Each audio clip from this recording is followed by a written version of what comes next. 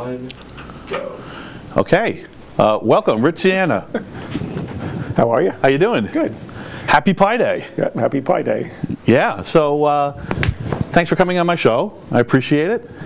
And so, what's going on? What's going on in your life? So we're, as you know, I have a company that does partner relationship management, and we're in 3 different categories right now. We do technology, so companies like Microsoft used to be our companies, and we have a healthcare offering, and we're getting into the whole cannabis partner relationships. What? We're getting into doing partner relationship for the cannabis industry. Wow. That's the latest. Are there legal implications that you're in New York? I don't know. And it's not totally legal? Actually, we moved our instance up to the Canada instance for Amazon. Really? In order to circumvent some of the legalities. Wow. So we don't know how legal it is. Well, that's I'm sure. So I mean, of course, there's standards in the stock market for when something is investable for a particular mutual fund or whatnot. Right. Right. But I mean, I'm sure at this point somebody's retirement is hooked up with pot. You know. Yeah, I mean, are there going to be, are there going to be SWAT raids on old ladies? You know. So it's when it's got this much momentum, what can they do? Yeah. I mean, like a friend has his friend's son does a lot of advertising in California for the cannabis industry. Right. And these guys pay with money orders because of the whole banking regulation issues. Oh, okay, interesting. So they either pay cash, which they don't want to take, or they pay with money order. Right, and it's not because it's illegal. They're still reporting it. It's still a gray area, Right. You could get slammed. But all right, I'm not going to be an accessory for having this conversation with you, right? No, if you put it into a federal bank, it's a gray area right now. Right. So. Okay, that's interesting. Have they thought about doing cryptocurrencies at all, or they have not? Okay, not at this time. They don't have the skill set, or they're just not on their radar. I think these companies are so hot right now, who are doing the right. Just whatever's set up, just grab it and run. Yeah. Yeah, I got it. Yeah, they're doing a tremendous amount of business. It is bonkers. My family and I just went on a trip across country, and we were on the West Coast, and pretty much from the Rockies west, it is just bonkers with pot. Everything's pot, THC. It's all the gummies of the hot thing today. Yeah, yeah. It was interesting. I had to explain stuff earlier than I was ready to my kids, but I think they're. So you told them, well, this is all illegal stuff. So we made it into a game. We made it. Well, I'm like, well, technically, it was good. It was a good illustration of like how the law works, right. And like what's the difference between state and federal law. So I'm like, okay, so we made it into a game. Whenever we're driving on the highway, we try to figure out based on where we are and which cars are around us. When we smell skunk, is it an actual skunk? Or is it pot, Right. And so, yeah, my kids know that game now. I mean, you can't, yeah. I think it's a good thing. I think it's a great thing because I think the illegal pot networks were, they were creating a mafia. Right. And that mafia is how people get other illegal drugs, which do way more damage. Absolutely. I mean, I think, advocating for specifically just pot. I'm just talking about marijuana. Yeah, it's a bad scene because you're giving people a dealer network to get heroin or coke or crack or whatever the new thing is. I mean, it would seem to me that a lot of the people who are in this used to be dealers. Entrepreneurs. In fact, one of my ex-partners is in Colorado, and her boyfriend has a production farm. Really? Yeah. How's it going? He's doing very well. Oh, okay. Yeah, money is not his problem. I'm in the wrong business. What am I doing? Just trying to like fix computers in the banking-centric city. Maybe I should be out west. Definitely in the wrong business. Yeah. I should be in rancher territory, helping out pot farms. Maybe New York State in a couple months, right? Yeah. So that's what they keep threatening. So how do we even get into this? Oh yeah, we were talking about your business. The business. Do you have anything you want to plug, or what's your business so people can find you? We have a company called Gorilla Tools. What we do is partner relationship management, right, for a number of, basically for business-to-business communications. Right. So the businesses will use this. We have a number of large companies. As a matter of fact, we have the company that distributes Ubuntu, Canonical. Canonical is one of our Fuck yeah, that's awesome, man. And what they have is they have it as a partner network, so that when they go out there, you're like a whale or something, man. You're a heavy hitter. I didn't even know. Heavy hitter coming to the Log meetings. Awesome, man. Yeah. So the way it works is you as a partner go and register your deals and do incentive funds and all sorts of other stuff that they can track and help you with.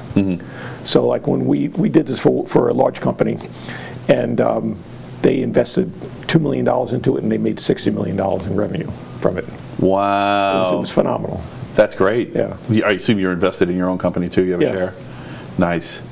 So, yeah, all right, you're my new friend. We spend some time together, go out partying. That's great. So Gorilla Tools is your B2B. Is there something else you want to talk about, or is it? No, that's pretty much it. Right. So I know you program too. That's something different. Well, I do the programming for the business. So, oh, okay, right. Yeah, we have a staff of 3 or 4 people, and basically I've written almost all the code, about 1.2 million lines of code. In .NET, and about 280,000 lines of code. Wait, so it was 1.2 in .NET? In .NET, and about 280,000 lines of SQL in 2 different versions. I have Microsoft SQL and MySQL. Right. Do you use them in tandem, or did you switch at some point? We migrated over to MySQL because when I go into the healthcare industry, I need everything to be HIPAA compliant. So the databases need to be encrypted. So if I use the Microsoft SQL Server, you're getting hate mail right now. Okay, it's going to cost me over 3 years $1.2 million, $1.5 million in license fees. Oh, so it's the license fees. If I go to MySQL, it costs me total with renting a computer to do it. It's like 30 or 40,000. Wow. So it's like there's a no-brainer there. Yeah, okay. Yeah, I could see that. That's totally a no-brainer. Are you thinking about switching completely to MySQL, or is that just not? No, we're going to run parallel. Run both of them. So you got to keep the drawback is you got to keep. First of all, your code has to be written in such a way that it knows that you're in one version or the other version, which we've got that working. And then you need to make sure that the 2 databases are in sync, so that you update a stored procedure in this one, you got to make sure it works in that one. It's a hassle. Yeah, that does sound like a hassle. It's a lot of work. So, what tools do you use to sync up your database? You just do a live dump from one and then go to the other? I only go from SQL Server to MySQL. I don't go back. You don't go back. Okay. Going back is more difficult. Right. But usually it's a one-way migration, and AWS has migration tools to do all that. Right.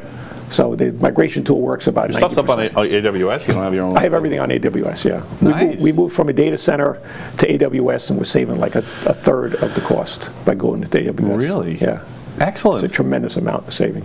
That's great. And you can, and in like, is there anything you didn't move? Did you save a server in the rack or anything, or is everything in AWS now? Everything is in AWS. Wow. Okay. We even do development there. So you set up your machines, your terminal serve into an instance in AWS, you do all your development up there. AWS is Amazon Web Services, for people don't know. Basically, if someone's like blah blah blah the cloud, they're usually, what they really mean is blah blah blah AWS, not with a brand name on it. Right. Yeah. So. I mean, there's Microsoft has an offering. Everyone has a cloud Oracle's offering. Got one. The lion's share. Perfect thing for a AWS still has AWS. Everybody else. Right. That's pretty much it. Yeah. So I'm not totally sold on the cloud. I'm really convinced that they're going to change their business model. And do you have an exit strategy? We can move, pretty quickly. Really? Yeah. Nice. All your servers are set up with scripts, and you have the scripts, and I can just move the stuff hasn't drained out of your brain, and then all of a sudden you're going to be rushing, and I'm not using 3 months later you still haven't moved, and I'm not using anything proprietary. Oh, okay. So the only thing I'm using proprietary is I'm sending mail through Amazon, because that's the way they want you to send it. Right. Other than that, I'm not doing anything proprietary. Right. Well, that's because mail sucks, Well, their mail actually just mail, not Amazon. has a greater delivery. than doing it ourselves, because they handle all that for you. Wow. So it actually improves the delivery. That's great. Yeah. So it's a pretty hardcore project. What do you use to manage it? It's all done in VB.NET with SQL Server, and we've just, figured out how to. We have one code base for everything. VB.NET. Does that include version control? I'm not familiar with it. I use SVN. SVN? Yeah. Oh, okay. Old school. Yeah. Okay. Yeah, it works out great. Cool. I didn't know that. Interesting. Let's see. I'm kind of curious. So how did you get started in code? I mean, what got you into coding? Let's take a step back a little bit. When I was a kid, I got very interested in meditation and in those kind of philosophies. Really? So I did a lot of research in there. I took a lot of meditation classes and whatnot. My father was also interested in that. He had a psychology background. He was a digital engineer. And whoa. Your father had a psychology background, but it was a digital engineer. Well, he became a digital engineer, but he had like an undergraduate degree in psychology or something. So was he trying to write the singularity? I mean, Could be. Yeah, okay. All right, so I got a good fundamental education in electronics, and then I gravitated towards programming, because I saw that as the machines are shrinking. As a matter of fact, let's use this as an example. This Raspberry Pi over here. Happy Pi Day! Almost everything exists on this little chip over here. You can see there's nothing peripherals. Right. Now, when the micros first came out, they weren't much bigger than this. Okay, they maybe a little bigger, but the boards were this big. Right. So everything on the board is shrunk down to be able to fit on here. Right. So I saw that as coming, and it's like, mechanical or digital engineering, I thought was shrinking. So I focused solely on So was it just software. Was it just Moore's law that got you, or was it something? No, I just saw the software industry as being more progressive than the hardware industry. Okay. So now, fast forward, what I do is I merge the meditation into the programming. Right. Okay, so that if you follow any of the new stuff they're doing on what's called flow state, like all these extreme athletes go into stuff, and they reach these points where they're existing at a primal level to make decisions. I'm a nerd. I'm not very cool. What the heck is flow state? What are you talking about? Okay, so if we look at brain function, right? What do we got? Let's use the blue. If we look at brain function, okay, you have from 0 to about 4.5 cycles per second in your brain is delta. Okay, from 4.5 to 7 is what's called theta. Right. This I've heard before. Okay, yes. From 7 to 14 is called alpha, and then from 14 to 21 is beta. And then there's an interesting... So it's beta, alpha, theta, and what was this? Delta. Delta, got it. Delta is deep sleep, 0 to 4.5 cycles. Theta is about 4.5 to 7, which is where you get painless dentistry, anesthesia, all that kind of stuff. Alpha is where you have 10 cycles per second. In the middle of alpha is where you have your dreaming state. Okay, where you deep dreaming, REM sleep, that kind of stuff, where your eyes are moving. And a beta is your awake state. So if you're focusing, like if I focus on you right now, your brain automatically goes into beta, because that's a focusing. You're not hypnotizing me, are you? No. Aren't we all? Now, there's another state, which is called gamma, which is up around the 50 cycles per second. And is that cocaine? No. Okay. It's an interesting state, because it's not, depending on how you look at it, it's not necessarily considered normal brain function. Okay. Okay, so this is like if you have an epileptic seizure, you're functioning in the gamma level. That's what happens when you're flashing. Now, interesting, when you go into flow state, you're in this primal level where you're accessing information from somewhere. Right. Okay, and you're able to make decisions based upon this information coming in. That could be, like for extreme athletes, could be life and death situations that they're making that they're making decisions upon. Right. Now you can induce that other ways, doing programming and doing other stuff. But what's interesting So is, we're not talking about golf here. We're talking about jogging up the side of a mountain. Anyone who's in a deep level of concentration where time has become irrelevant is in a flow state. Yeah. Okay. Now that's typically thought of to be right at the 7 to 11, between 7 and 10 cycles per second. Between alpha and theta? Yeah, the high alpha, high theta, low alpha. Okay. Now what's interesting is when you, just as you enter in to the flow state, you get a gamma burst that they're trying to understand what that means. You get a gamma burst for like milliseconds. Right. And then you go back down, now you've entered this flow state. We've gotten a software update. Okay, well, something's happened, okay? Right. So what's interesting is, if you know how to harness this, which I've done a lot of meditation, is I do all my programming in this kind of level. So, okay. so I'll face an issue or I'll have a new task, and I'll focus on it, and then keep on focusing and focusing in it, and then wait till I get to a state like that, which is what I've done it for years, which I've realized is what they call a flow state, where time becomes irrelevant, and you'd sit there and you're working, and all of a sudden you see, gee, how did 2 hours of time go by? So, okay, can I stop you there? Sure. And so I actually have done some programming. I have an associates in computer science, and I've done some casual to moderate programming. I'm in the 100 to 10,000 lines of code space, not the million lines. But I had definitely done that. I have sat down behind a keyboard, and when I look back up, the sun is down, and I went, hours of time went by. What the hell just happened? You've entered into that state. Yeah. Okay, now you didn't enter it into as you're going down a mountain, right, and you're about to go on snowboarding or something. You've entered into that state because you've had intense concentration. Right. Now, interestingly enough, the more complex the task, the easier it is to get into that state.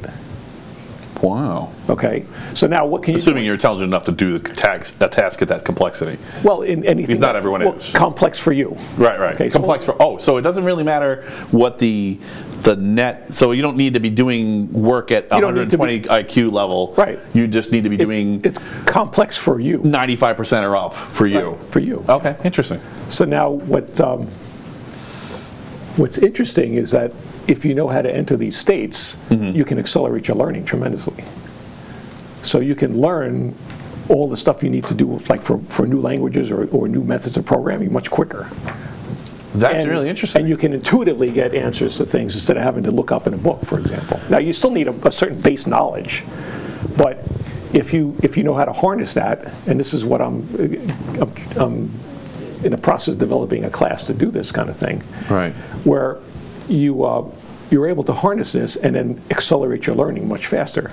Like I did this all through college. When I was going through college, I used a bunch of different techniques. So and I would you just study for 1 hour a day and then you party the rest of the time because you got to your work so fast? This was back before. You just wanted to ace everything. This is before we Nerd.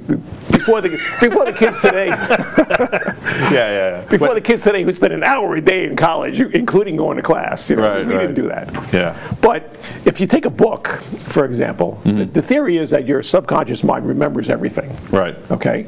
So if I have to read a book for college, for example, if I slowly go through each page and just look at it, supposedly my subconscious mind has memorized the whole book. Okay. Right. So now when you go to sleep, what I used to do is tell myself, I'm going to read this book at night, twice. Okay. And I would have dreams of going through these books and stuff like that. And the next day when I went to study it, I would able to go through much faster. So I pick up the information a lot quicker. I have all kinds of crazy ideas on the subconscious mind. Right. And what you're saying, I completely understand what you're saying. I have not tried it, and I'm kind of like. It doesn't take much to do it. So the thing that bugs me about it is I've dreamt code. I got to that point in the coding process where I solved the programming problem in my sleep. And that's right. I do all my stuff like that. Right, and of course we solve all kinds of problems in our sleep. Right. But I never tried to study in my sleep. I feel like I would be at the test and just panicking because my rational mind's not aware of the only studying you're doing. Okay. You're using this to enhance your studying. So you're looking through, you say, I'm reading the book, then the following day I'm actually going to go through and read the book. Oh, you're studying the same stuff twice. Yeah. Once subconsciously, once rationally. So now I'm going through the next day and I'm reading my material, and I can absorb it much faster and go through it much quicker. Right, because you've already worked the concepts out. Now, there's also a theory that, I like that. If you take a test and you study the material directly after the test, you do better on the test. Right. Okay? Yeah. As weird as that sounds. Right. So is it, run that by me again. How does that work? Okay. They've done studies where they gave a test to someone they gave a test to a bunch of people who didn't know the material that they were getting. Right. Okay, it was math or whatever. And what they did is they had them take the test. Then immediately after that, they went over studying the material so that they understood what the answers were. And when they did that, when they went back and graded the test had a higher percentage of passing or higher percentage of correct answers than if they didn't do that with the students. Right. Which is phenomenal. Yeah. Yeah. That's pretty amazing. I really want to try this now. Yeah. Is there like a book or a reference? I haven't seen any books. I've only read just try it. Just try it. Okay, I can do that. Yeah. You know, I mean, it's easy enough to just flip through a book, go to sleep, wake up, and then actually study the thing. Well, there's easier ways to do it. Oh, really? When I was teaching meditation, we had some people who what we would do is first of all the class was like 40 hours. Right. So you learned all these different techniques, and one of the things that you got introduced at the end of the class was you got introduced to what we call your counselors. Right. These are spiritual guides. So we had a couple of students who were, I don't know what they were taking, if it was law or for something else. They took a test and they got 100 on the test. And they had one question that they didn't understand the answer for. So it's called going to level when you meditate. So they went to level and they asked their counselor, say, what's the question? What's the answer to question number 5? So wait, what's the actual process of meditation? Are they on a yoga mat in an empty room? No, or are sitting at a desk? You learn how to. Well, my definition of meditation is consciously altering your brain frequency. So you're just talking about affecting the way your brain is You're functioning. able to go from beta right now into alpha within seconds. Right. So you could be jogging up the side of a mountain, or sitting on a yoga mat, or sitting at a computer. Yeah. It doesn't matter. Right. Okay, I got it. Okay. So what they did is they didn't understand a specific question, so they went down and they did a little meditation while taking the test. They asked their counselors, "What's the answer to number 5?" Right. And they said, "Answer C." So they circle it and they hand it in to the teacher, and he actually got called in to the dean's office, and was accused of cheating. He says, "We have this question here, which is designed for no one to ever get the correct answer." So it's a Kobayashi Maru. Yeah. So how did you get the correct answer? Did you cheat? He says, "No, I took this class and I meditated, and my guide said that this was the correct answer." That's spectacular. And they believed him. Supernatural forces. You know what I'm talking about, the Kobayashi Maru? Yeah. Yep. Okay. So Star Trek geeks. There might, in case there's one Star Trek geek out there who does not know what we're talking about, look up Kobayashi Maru. Yeah. It's from the original Trek. It's a no-win situation. Well, except if you cheat. I had a car named the Kobayashi Maru. It was a bit abysmal. Yeah, so that's unless you cheat, that's the only way. So you have to actually completely not just think outside the box, but completely leave the box, right? And throw it on the floor, rearrange things, and put them back in a different. Right? Yeah. You take the box and say, throw the box away, and figure out how to get around it. Well, maybe not. Sometimes, some hackers, it's just a matter of cracking the box a little, moving a couple of things, and closing it again. Yeah, that's pretty easy. You know, the real. Like the ultimate, of course, is throw everything on the floor and start over. Right. You're looking at the problem in a different way. Right. And that's what you have to do if you really want to invent something. Maybe that's not their goal. Even in just programming or whatever, if you're doing. You need to look at the problem differently. When I write code, people look at it like, first of all, it's very simple code. I don't like complex stuff. So I do it very simply, and the simplest is best. It's easier to understand. It goes right to the point. And I have these programs that work for me, and they take something that's simple and they make it so difficult. It's like, it was so simple. Why did you recode it to make it more difficult? Right. It's crazy. Do you think that they're doing that because they're learning on the job? I think that's the way they were taught. Right. This is something that actually came up in the last episode with Isaac. He was talking about code as just like building a brick wall. I don't know if you saw it or not, but and that they just, and my take on that was they just don't know how to build the code in the first place. So they're literally learning on the job as they go. Right. And some of that is the speed of the technology itself changes. So it doesn't, if the information about the kinds of structures you're dealing with is constantly changing. I don't think that's the case. The problem is that they haven't learned how to design. because design is fundamental. So whether you're designing with C++ today or Python tomorrow or whatever Java, you still have design techniques that you use. So what do you think about somebody who just imports an object and just throws a couple numbers out and gets the number out and never double checks it? Well, that's the world we live in. Everyone wants the way programming is today. It would be as if I walked into you and I said, Matt, I don't like your front door where it is today. I want you to move it over 3 inches to the right, and I'm going to come back next week and ask you to move it 3 inches back to the left. Right. That's how we code today. It's crazy. Well, Right. on the bright hand, on the bright side, if you fail an inspection, you can change it very quickly. On the downside, your house might fall down. Right. Right. So But that's how a lot of people write code. And it's ludicrous because there's no thought to design. The way I learned it is this top down and this bottom up, right? Top down is what most people are doing, and bottom up, the most extreme case of bottom up, is improving through math every single possible problem, and then once you've identified that all algorithms work the exact way you think they work, you put them together, you test that out, and then you put it on the satellite and you send it to space, because if it's wrong, you'll lose the satellite.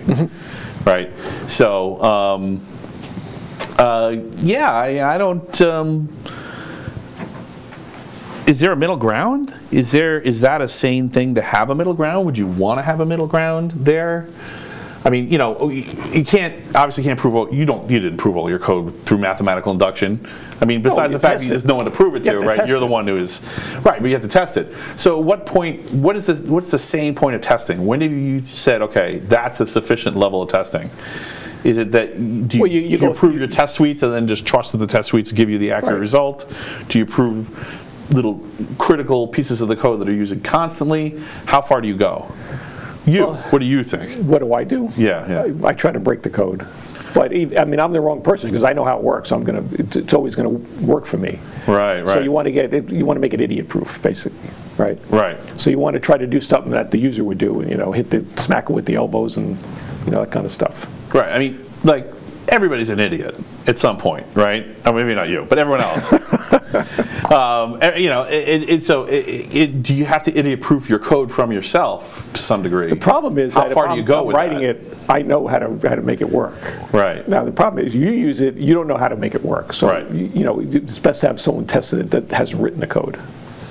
Yeah, so it's, I mean, of course, there's this fallacy that you can stack up. Like, let's say a program is estimated to take 1,000 man hours to write. Right.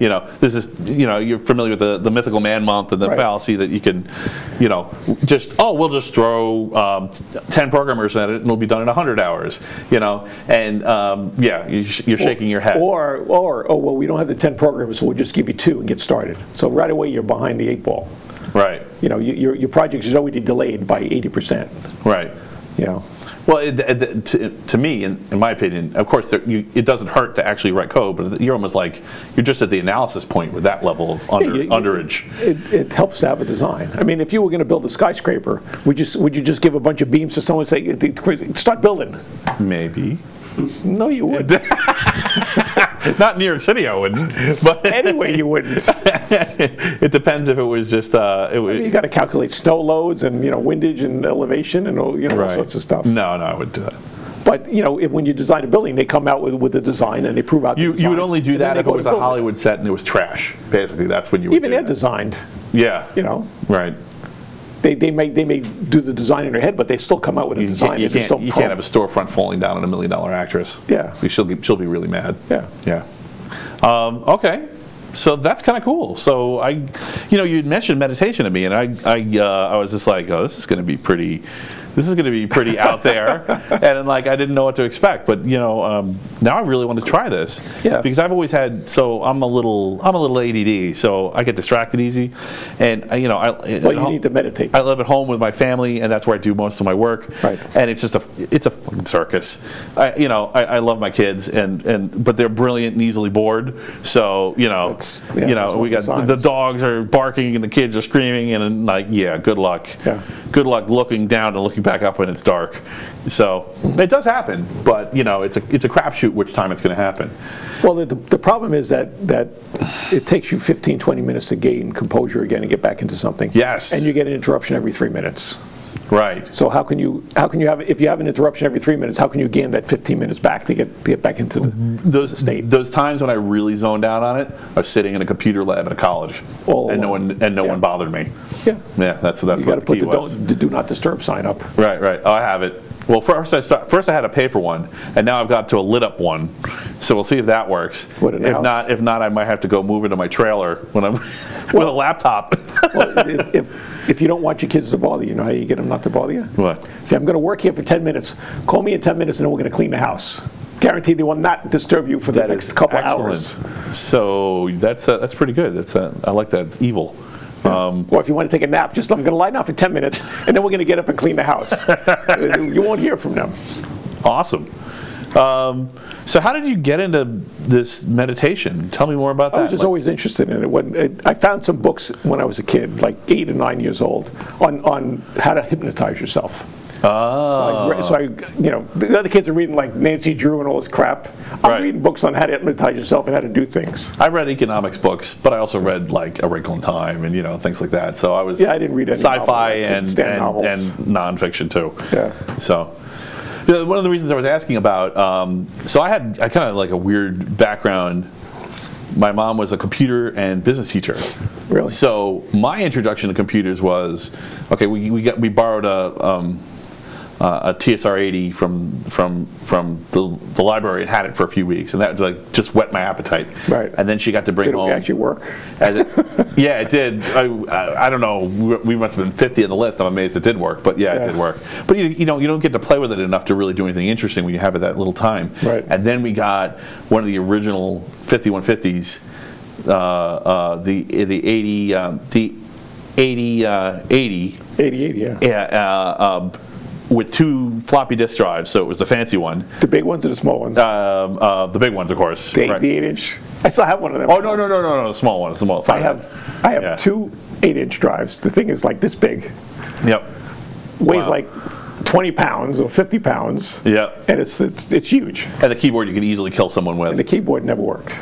So, really? Yeah, it was a cherry keyboard, and it just kept blowing out.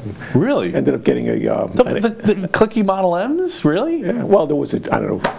Okay, that's really strange because those things are like. Yeah. I had one. I think I still have one. Yeah. From back in the AT days. But anyway, so I got this, and like. I remember having a conversation. My mom is proceeding through college. She's working on her master's degree, and we're discussing the meaning of business and what that does to microchips. And I learned about the compact clean room. At the same time, I was learning about she had this like kids book called Umps Fwat. Look it up if you have never read it. What's it called? Umps Fwat. It was actually a business wrote a book for the purpose of enticing investors, but it's a cartoon book. So it's perfect for like a first grader or second grader or something like that, to understand how economics works. And I read it, and I'm like, okay, so that's what economy of scale is. Right. So I put the compact clean room on the clean room on the compact BIOS together with the economy of scale, and I went, oh, I know what's happening here. And I knew. Even at that young age, as a little kid, I knew that the PCs were going to take over the world. Yeah. People had told me that, and I was like, yeah, whatever. Well, when I went to programming, I knew that was going to happen. And that's how I knew. That's why I wanted to know how you knew that was going to happen. Well, you could see that at the time. And I've never worked on mainframes.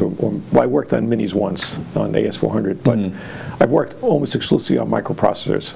Okay.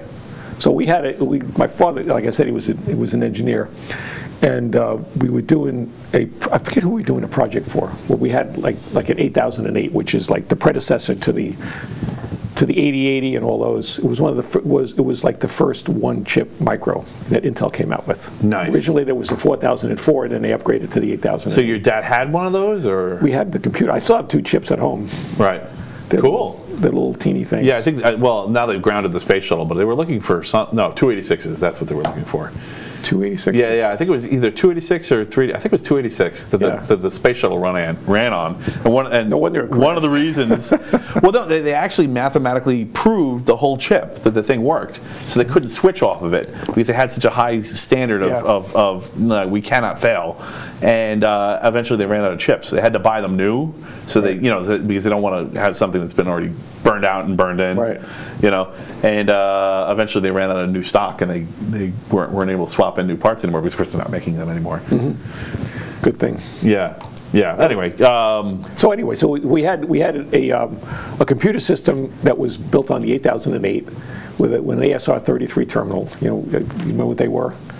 They were the old teletype machines. Well, why don't you tell me, because even if I know, everyone. An ASR 33 is the old teletype machines. It was a keyboard about this big, and it was we called it a chukka machine. So when you used to hear the news when you were a kid, ASR ASR 33. 33. Okay. Cool. So we used to go chuk, and it would put up a racket. I mean, you could hear this thing miles away. Right. So as you typed, it would actually have a little paper tape on the side, and it would punch the paper tape. Really? Okay. So now. And that was your output? That was your output. Yeah. Okay. So you typed your. Oh, that's brutal. It's not just punch cards for input. It's punches output. Yeah. Oh, wow. You typed your computer program on this paper tape. And if you made a mistake, you had to jump through all hoops. And then I saw people cry over when they dumped punch cards on the ground and they went out of order. Oh yeah. And you jump on a crack in the sidewalk. So you have a 2-pass compiler, right? Yeah. So you had to run the tape through twice. Once to build your symbol table and once to compile it. Interesting. Yeah. So and then you could punch out your. And you had one of these in your house. Yeah. Wow. Yeah, we would. I can see why you'd want to meditate, right? Come on, I can't think. I got to do my math till like homework. 3 o'clock in the morning. It was insane. Yeah, it's like me typing on my clicky keyboard at home. Poor kids are trying to sleep, and all they hear it sounds like machine gun fire in my office. I'm typing away. I have an idea. That was mild. Yeah. No, I'm sure. So when you had these compute, so we had this computer. I think they were doing a point of sale system for like a McDonald's or something up in Connecticut, where they were doing a proof of concept for a point of sale system. Right. I don't know if they ever got the project or not. I forget. Okay. But it was something like that. Where when he first started with the micros, he was doing working for Litton Industries, and they had a contract with the Dallas-Fort Worth Airport when they were building it. This was back in the 70s, I guess. And they had, I think, like 24 8008s controlling all of the ground transport. So when you got on your plane, you moved from spot to spot, these computers would tell your plane where to go and stuff. So I guess it was easier to do a business case back then because there's only a limited number of people who would even be capable of writing that program. Yeah. Yeah, I mean, you could probably like, oh, there's only 10,000 people in the world who could do this, so that's our possible and these 9,000 are doing this, so it's only 1,000 people that could possibly compete with us on this. Yeah. Not like now where, I mean, it's really everyone intelligent enough to do this is doing this because this is, you can get this for $25, so, and that's all you need. And that's mind-boggling to me. Yeah. When you, I mean, that computer used to be, this big. There's no barrier to entry. Then, I mean, you could buy a Raspberry Pi by collecting bottles. Yeah. In a third world nation. Just go at it and go to any 7-Eleven and collect the change that people throw away. And you can buy a Raspberry Pi, and it's a passable desktop. We sat there and demoed it as a desktop. It worked. Yeah. So. Yeah, so it must have been much easier to model who your competition was. I mean, is it like crazy to try to figure out, is it terrifying investing now? Because there's so many potential, without being able to gauge who your competition isn't it make you just want to go, forget it, and just go home and not invest at all, right? Is it a tough decision? You just take the chance and bet on black and hope. Well, have you been involved with VCs at all, venture capital? Ancillary, not directly. Okay, the venture capital strategy is I'm going to invest in 10 companies and one of them is going to make it. Right. So the other 9 or 8 I'm going to throw away, and 2 or 3 will be mediocre, one will be the home run, and the others I'll just lose money on. Right. They make so much money on the one that it'll make up for the losses in the other. They don't care about the other ones. Right.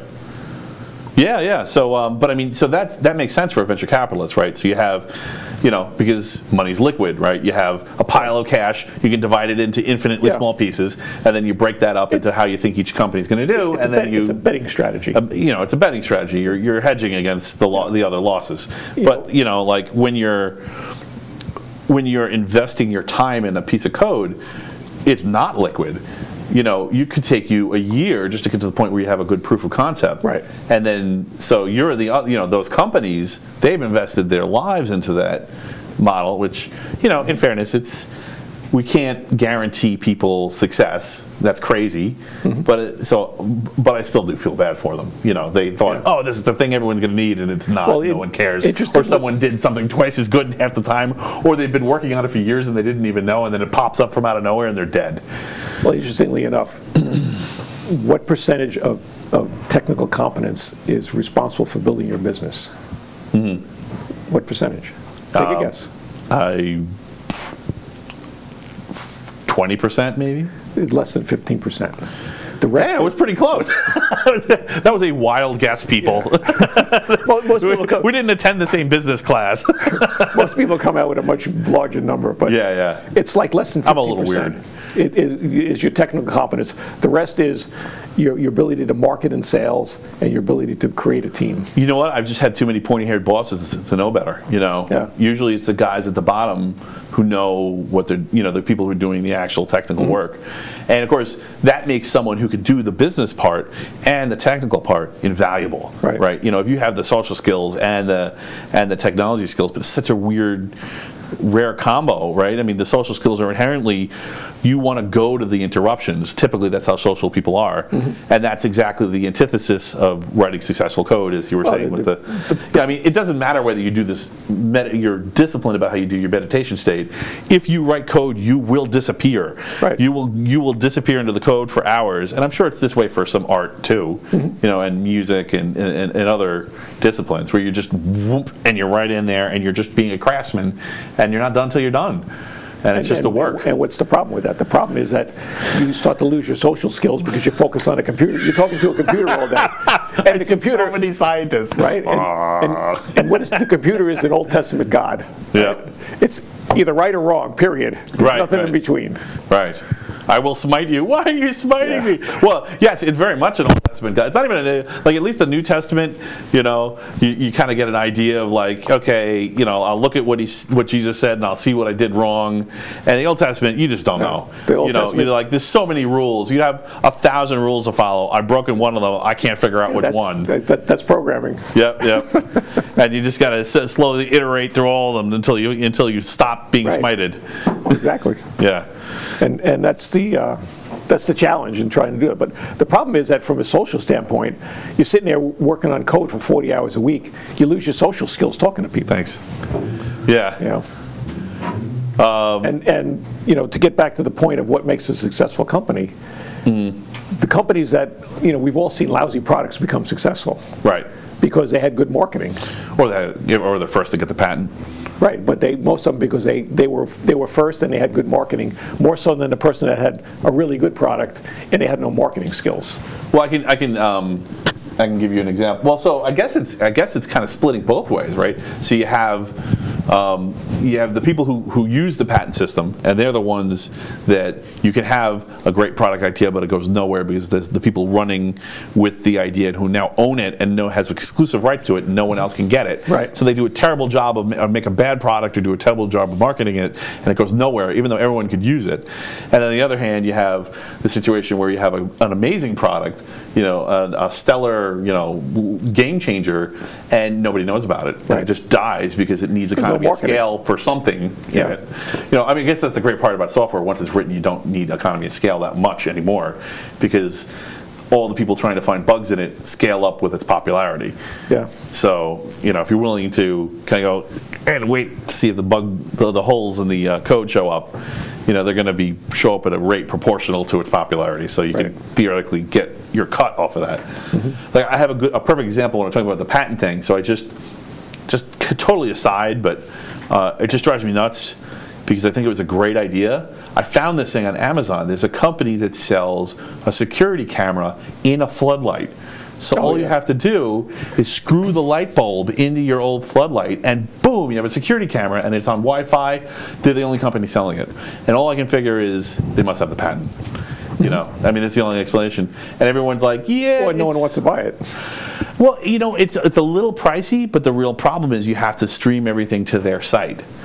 So it's lock-in, and there's apparently, so I didn't know this, apparently there's a standard for security software where there's a standard way to write to a security like DVR device through a network. So if you put it on the network, if you give it like a URL, it'll know how to write to it. And you know, maybe there's a key exchange or something. Okay. And like a lot of security cameras, Wi-Fi security cameras will have that these days. It doesn't. It wants you to go to their website. Yeah, they want to subscribe to a service. That's why no one's using it, because they want to own you as a customer. Right, and of course, and if it wasn't patented, you know, someone else would just go, oh, well, you just blew it, and make one without that feature in the software. But because they have an exclusive lock on it, it's a great idea that's now going to language till the patent expires. Right. Completely the opposite of what your point was, but I just. Well, that's a different philosophy on how to run your business. Well, yeah, but I mean, like, I guess it's not obvious. I guess my point is it's not obvious how to, you know, there is a skill set running a business that is, it's non-trivial. Oh, yeah. I mean, it's I don't know, is a high-end businessman a technocrat? I'm not sure they are. I'm not sure it's that technical, but sometimes you just get lucky. Well, sometimes you get the right people, and if they're loyal, you know, if you can inspire loyalty in people. You have to know how to build your team, right? Okay? And building your team is the key. So that's one of the key points. Is you need 15% or less in technical skills, a bunch in marketing skills, and then a bunch in how to build your team. And then, you know, running your business is a small part. Well, theoretically, if you build the perfect team, you don't need to do anything else other than just make, you know, occasional decisions. Well, your team will present it to you in a way where it's a very easy decision. And you go, okay, I'll do this. Right. So if you have the right team, treat your people right, I guess. Yeah, you have to know leadership skills, and you have to know all that kind of stuff. I didn't even ask you. Do you have people in your company working for you? We're a lean company. We have about 4 or 5 people that we're working with. Well, great. So yeah, so you definitely have that skill set. You know how to treat people, how to make them happy, and. You know, I'm not setting you up to get beat up when you go to work tomorrow. And they're like, oh yeah, you're out there lying about us, huh? You didn't tell them about the dungeon. Send help. I mean, it's a small company. It's hard to have a big staff. Have the regulations got worse? No, it's just you know, you got to go out and get customers, and that's the hard part. No, I mean, it's like as far as having people in the company that. You know, having you know, health insurance requirements have gone up. Well, we're not big enough yet. Oh, so I know it's graded, so you're below the grade where you're not big enough that it hasn't changed that bad. If you're below 50 people, you don't have that issue. Okay. We're not even close to that, but if you're below 50 people, you don't have the health insurance issues. Okay, cool, interesting. Yeah. All right, so you got into meditation. Partly through your father's psychology stuff, and of course you couldn't ignore the computers, right? It's sitting in the background, tick tick tick tick tick tick tick tick tick tick tick tick. And and you got into were you into the computers the whole time? Did you have like a break, or did you? I was always interested in it. I mean, like, or were your wheels already spinning in high school? You know, my wheels were spinning. I'm like when I was a kid, you know, everyone else was reading, you know, detective novels. I was going through computer chip magazines going, wow, it would be cool to make a video display out of that chip, you know, that kind of thing. Nice. So I was always interested in computer, and programming came easy to me. Right. So like the first time I saw a program, I think it was a PL1 program, and I'm looking at it, and I immediately understood what it was doing. Right. You know, just by looking at the code, figuring out, you know, what the language was and everything else, and it became very easy to me. Right. And then I took. Do you speak any other human languages, or is it just computer languages? I got to a point where I could understand the news in Italian. Really? That's about as close as I got. Do you think? I took Spanish for a number of years also, but I'm not fluent in it. I could read Spanish, but I can't talk it. Right. So if someone drops you off in a Spanish-speaking country, you can probably find your way to the embassy or the airport. I used to be able to read it, but you know. Right. But what I did we were working on a voicemail project to go into Italy years ago. That was another project I was working on, and so we had. We were selling this voicemail to the Italian post office, which is the Italian phone company, which is owned by the post office. In foreign countries, for some reason, the phone systems are all fall into the post office for some reason.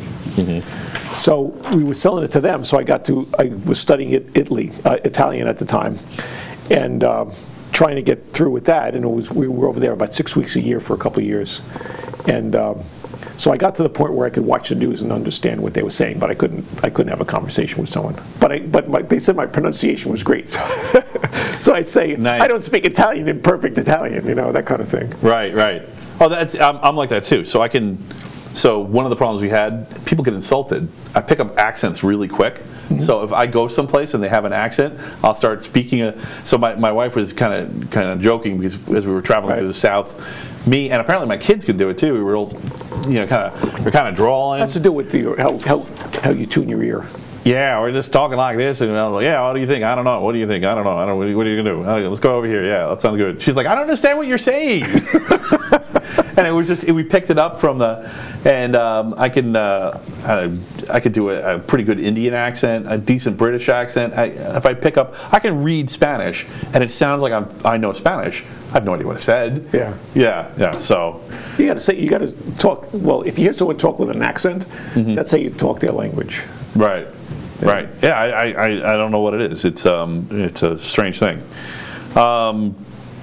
So I kind of had a question about. So I know you mentioned that you'd worked in finance for a while. Is that what you did after high school, or was there something in between? No, when I graduated college, I was looking for a computer job, and a friend of mine says, "Oh, they're hiring people in New York City for." I don't know, at the time it was a decent salary doing Visual Basic or basic programs. Well, I mean, it must have been extremely tempting to just go work for Wall Street. Well, that's what I would. In the 80s, I mean, there was so few. It was just that 10,000 or that 30,000 people who knew how to do this. And you're in the city that's the financial capital of the world, and you're like, oh, well, this is convenient. It was a Wild West show. The stuff we did there was incredible. So I called up some headhunter and got a job working for a consulting firm in the city. Right. And I started off in some project, and I don't know, we were doing something. I remember it was something for Citibank to do managing their traveler's checks in like Malaysia or something like that. So we wrote this program for them to do that. Okay, and then traveler's checks in Malaysia. That's pretty specific. Well, that's what the right. So I'm working. And what there. year is this? Because I'm trying to figure. This was like 1982. Was NASDAQ even around yet? Oh yeah, NASDAQ was. Okay, so I don't remember what year. I know it was late 70s or early 80s. Yeah, I was a kid. So then the second project I'm on, they hand me a Lotus Notes. IBM PC had just come out. You had 2 floppy drives, you had a boot and all that kind of stuff. Right. So they hand me a Lotus Notes, not a Lotus, a VisiCalc. It was a predecessor to Lotus Notes. It was still written by Ray Ozzie. Okay. They hand me a manual for VisiCalc, if anyone remembers what VisiCalc is. It's like Excel, only it was the grandfather of that. Right. And they said... Well, I remember that Windows ain't done till Lotus don't run. So I remember that kind of joke going around. So they handed me this manual and said, read it. You go into the customer in 2 days, you're the expert. Right. So I figured out how to use it. I am the system administrator. Yeah. So I go to the customer. It was Spear Leeds and Kellogg. I ended up working there as a trader a number of years later. Right. For the same person I wrote this program for. So he wanted me to write a spreadsheet so he could do, I believe it was the AT&T split at the time. So what happened with AT&T broke up from AT&T to AT&T plus 7 Baby Bells. Right. I forget, I used to know them all, I forget what they were. So in an interim period of time for about a year, you could buy AT&T and you could sell it off as a composite stocks, or you could buy the composite stocks and sell it off as AT&T. And it was all like synthetic transactions. But synthetic transactions? A synthetic transaction is an instrument that acts like a certain instrument, but it's not the instrument. It's just like a make-believe instrument. Okay. So you could say, okay, here I'm going to give you the AT&T stock, and now it's broken up, and now I can sell the individual pieces. How is that different from like an ETF? I don't know. Okay. It's smoke and mirrors. It's all. Okay. Yeah. Well, because like that's the thing with ETFs, right? It's supposed to match the performance of the thing that it's tracing, but it doesn't necessarily have any of that asset. Same thing, yeah. Like we've made a long series of bets which we expect to act exactly like this commodity. The difference is when they finally split, all those things that you were selling off actually got converted into stock. Okay. So that was the difference. Is it was like more like a warrant or an option. So at some point, you could convert that 10 shares of Bell South actually into 10 shares of Bell South. Right. When the split. And who's the customers for this stuff? So this was an arbitrage group. An arbitrage is where you buy and sell stocks for the company with essentially zero risk. So you put on a trade that has, I buy so many shares of stock, I sell so many shares of this stock, and if nothing happens, I make money, and if the stock goes up, I make money. If the stock goes down, I make money. It's weird, but it works. Right. So arbitrage in general is like a carry trade. I know, like a carry trade is a kind of arbitrage. Is that what you mean by it? Or? Yeah. So carry. So let me just, because people may not know what the heck we're talking about. I'm sure. So carry trades are when you have two markets and something's worth different amounts in different markets. So it's a specific. It usually has to do with actually carrying cash across borders. So it's like a specific case of arbitrage. For example, if you were there was a big carry trade for a while in Japan where people would literally just put stuff bills into suitcases and hop on a plane and fly across because the exchange rate was different on the other side of the pond, and it was so different that it was actually cheaper. You made money even though you just paid for a flight from Japan to the United States. Right. That was one of the reasons they started putting cash limits on transactions. That happened around 9/11, so this was pretty recent that people were actively doing carry trades. So how does the arbitrage you're talking about vary from that? What's the game? I mean, it seems almost like maybe like Japan was manipulating their currency, and that presented the opportunity. You know, some kind of central bank faux pas between two countries was where your opportunity was and where your risk laid. So what was the risk in that? So for example, in the AT&T split, if I had what I did is I enabled them to just put in the cost of all these the current bid and ask of the different stocks, and then they could see what the spread was. Oh, if I sell off all the composites, I'm going to get $10, and if I buy AT&T, which I can convert it to AT&T immediately, and maybe it's going to be worth $50. So it's the disjoint in the spread that they were looking for. Ah, okay. Okay. So like when I ended up working for them years later doing arbitrage, and what I was doing was convertible bonds. Right. And what convertible bond is, you buy a bond, and it's convertible based upon what we used to call screw provisions. Because that sounds like something Rick made up on Rick and Morty. Screw provisions? It's a screw provision because when the stock hits a certain point, they can force the conversion of if the bond hits a certain point, they can force the conversion of the bond into shares of stock. Okay. So let's say I have I think Coors was a convertible bond at the time I was trading. And let's say a bond which sells for $1,000, which has a face value of $1,000. Converts into 10 shares of stock. So that means if Coors goes to $100 a share, it's going to be worth over $1,000. So if the price of the underlying stock goes higher than the face value of the bond, the company wants to convert the bond into shares of stock so that they don't have to pay the bond back. That's called a screw provision. Oh, well, that's what we called it anyway. It's the slang. Right. That's slang. Got it. When you put these spreads on, so I've never heard office slang, never. So I might have been able to buy the bond for say 500, right? Because it was discounted based upon time value of money and all this other nonsense. And what I would do is buy the bond and sell off and short the stock so many shares of the stock, so it's balanced out at this point. So if the stock goes up, the bond goes up in price. If the stock goes down, the bond goes down in price, so it's equal all the way. Okay, and then there's a pickup that I get because the bond's. You're talking about the yield on the bond, not the bond itself. So and that's a daily pickup. That might be most people don't get that. $1 a day or $10 a day or whatever. So it's a whole formula you do because you have to short the stock. There's a rebate on the shorting of the stock, and there's all sorts of stuff. Right. So you put this through this formula. So they hand you a formula.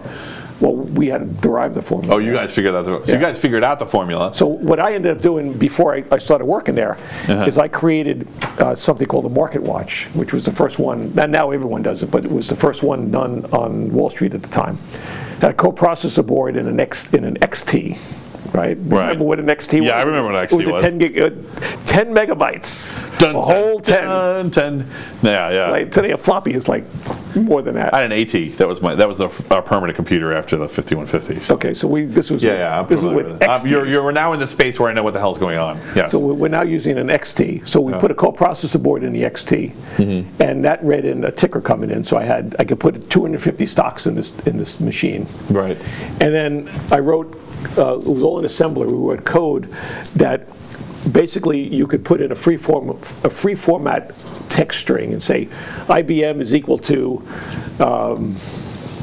Apple minus Intel or something like that, and you could use that as your spread, and it would give you a number. And if it was positive, you buy IBM, and if it was negative, you buy Apple, and you go back and forth. Was there any call from them to automate it, or did the people want to make the final decisions on the trades? Well, were you actually trading with scripts and algos at that point, or was it not quite there yet? No, this is before. This is just reporting. This is way before. Basically Nagios for the market. No, this was you had a number on the screen, and then you had to call up the flow broker, which we had like 120 buttons on the screen. We could call everybody. We had buttons to everyone in the world.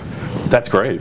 And you call up and you say, I want to, I need to buy 10 shares of this, or well, we do a million shares or whatever. Right. Or 100,000. And someone would allocate you the money, and then you do it. Well, we borrowed money from like the Fed. Oh, so you guys were just calling people on the phone to give the orders as to what to do. Yeah, we were trading the firm's money, so we had basically unlimited funds. Nice. We had at the time. This was in, I guess it was the mid '80s.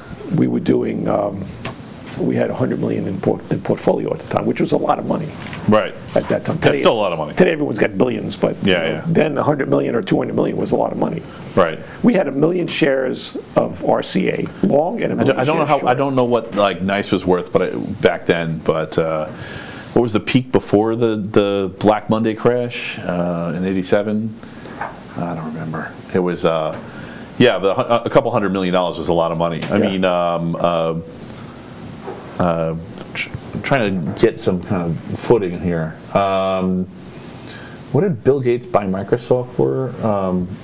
He borrowed $1 million, was it, to start Microsoft, or something like that. Yeah. So that was huge money back then. Oh yeah, it was a lot.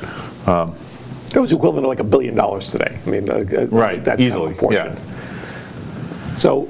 So we wrote this system that does that, and what you could do is we put in all these bonds that we were doing with, and as soon as the bonds traded in certain realms, then we would go buy them and sell them and do whatever.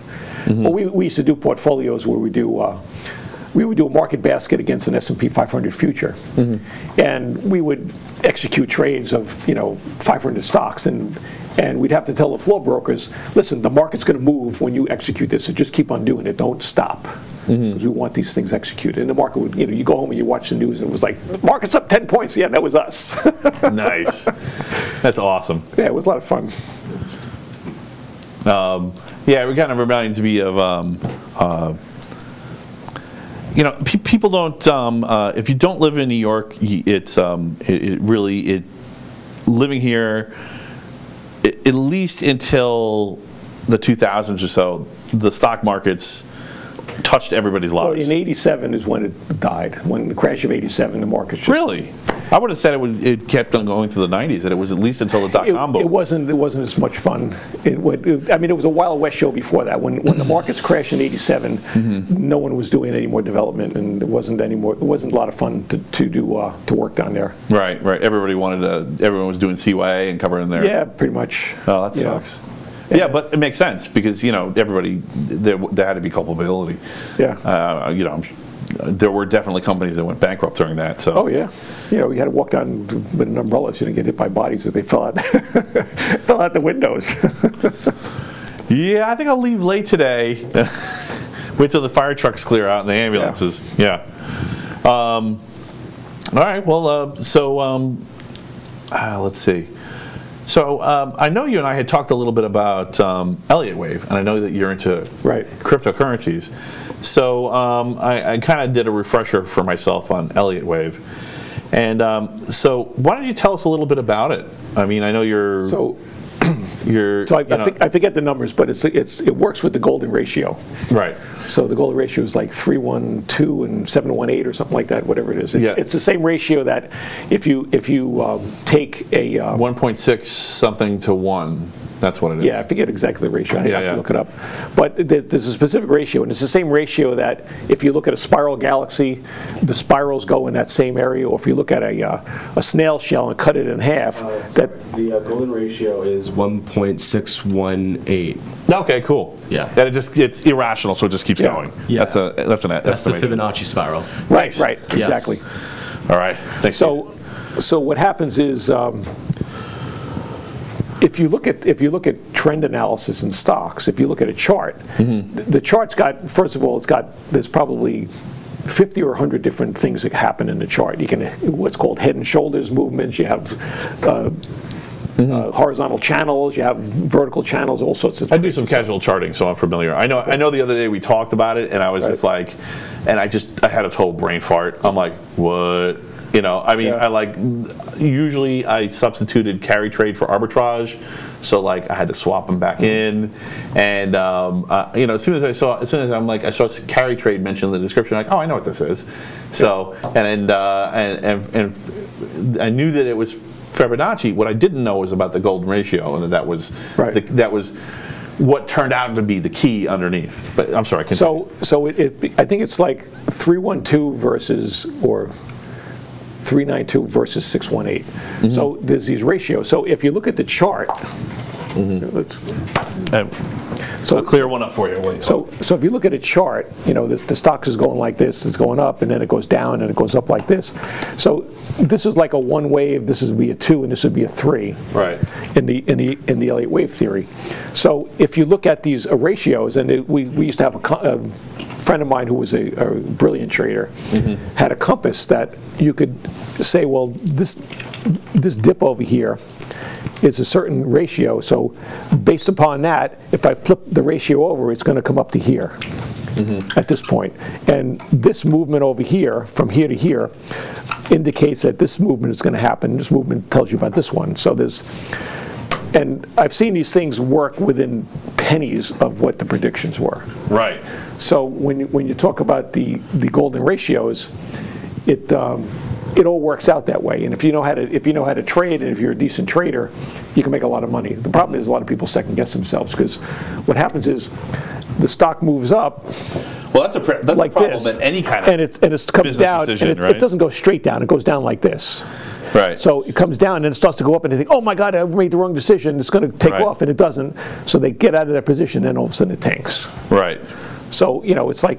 So there's a new twist on that. So one of the because everybody's trading on platforms, and a lot of people automate their trades, and this is something, you know. All right, I'm just going full conspiracy theory here, because it's not really. This is the kind of thing. This is exactly the kind of thing. Why I have this show, and people don't understand. If you're not a technocrat, you don't get this. But if you're sitting there on Scottrade, or I'm not picking on Scottrade, or any of the online trading services, and if you're picking stops, you know, they have that information too. Now they may promise not to front run you, but it's all fixed. It's a fixed. You know, they may not be able to front run you, but they know how many trades, how many stop losses there are. You know, they have graphs showing them the density of stop losses at any given point, and they're just going to run it right past. Well, a point of profitability. You know how the stop loss works, right? I mean, I never use. Sure, explain it, please. Stop losses. If I put a stop loss in. Stock. I'll do it in my head, but I won't put it on. Right. You know, stock's trading at 100. I put a stop loss in at 90. Yeah. And you put, I want to buy it at 90. It's going to do order match, and it's going to kick the trade off, even though the stock never went down to 90. It's crazy. Right. But if you're the last trade, right. Right, so that it's like, Yeah, I put the loss in. 10 trades and the other 9 go away, and you're the next one, it's going down to 90 to make the trade. Yeah. When you traded by the floor brokers, Mm-hmm. the floor brokers would see that you had these stop losses, and they would just hit all the stop losses go down, and they'd shoot the stock right back up. So it's so interesting. The Technocrat, some of the people in the 30s and the 20s were calling themselves the stock brokers back then were calling themselves technocrats and saying we were in a technocracy. Right. They're like, nobody understands what we're doing. So they basically were allowed to do whatever they wanted. Well, if you want Wild West, you know. If you want to read a good book on it, read The Reminiscence of a Stock Operator by Jesse Livermore. Livermore. Oh, okay. Yes. Fascinating book. Yes. It was like back in the 20s. Yep. Okay, and he ended up, supposedly he shot himself or killed himself because he said the market got dull, so, which is... Yeah, a little suspicious. Yeah.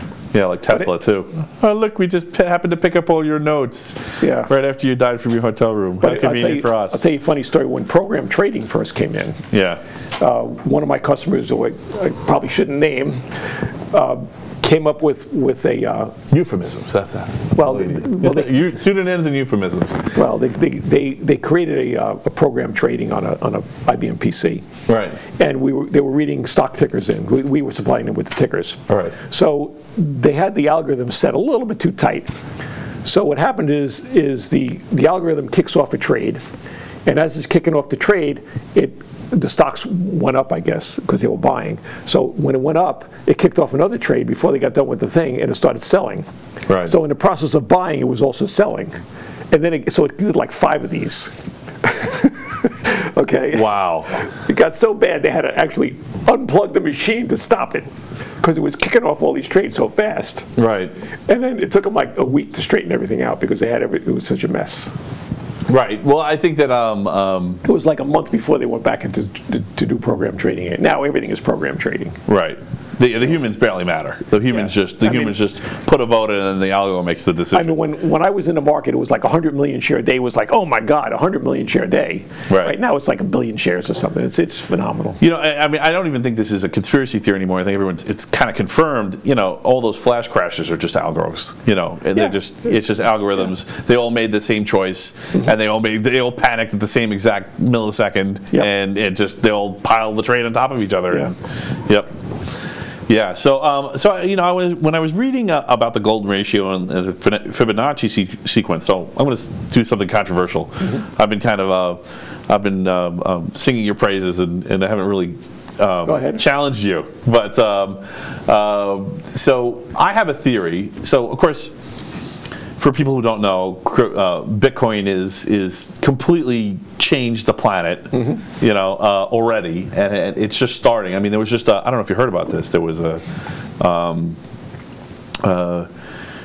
sovereign Bitcoin settlement. I think it was Argentina. Yeah, we mentioned that the other day. I mentioned that the other day, yeah. So that's the first one. So that's a signal I've been waiting for. That's a big one. Right. Because, you know, at that point, now they're a small country, economically speaking, not physically, but for large countries to settle, we're looking easily at $100,000 of Bitcoin. So if that settlement becomes a trend, if sovereign settlement becomes a trend, then we're looking at another spike.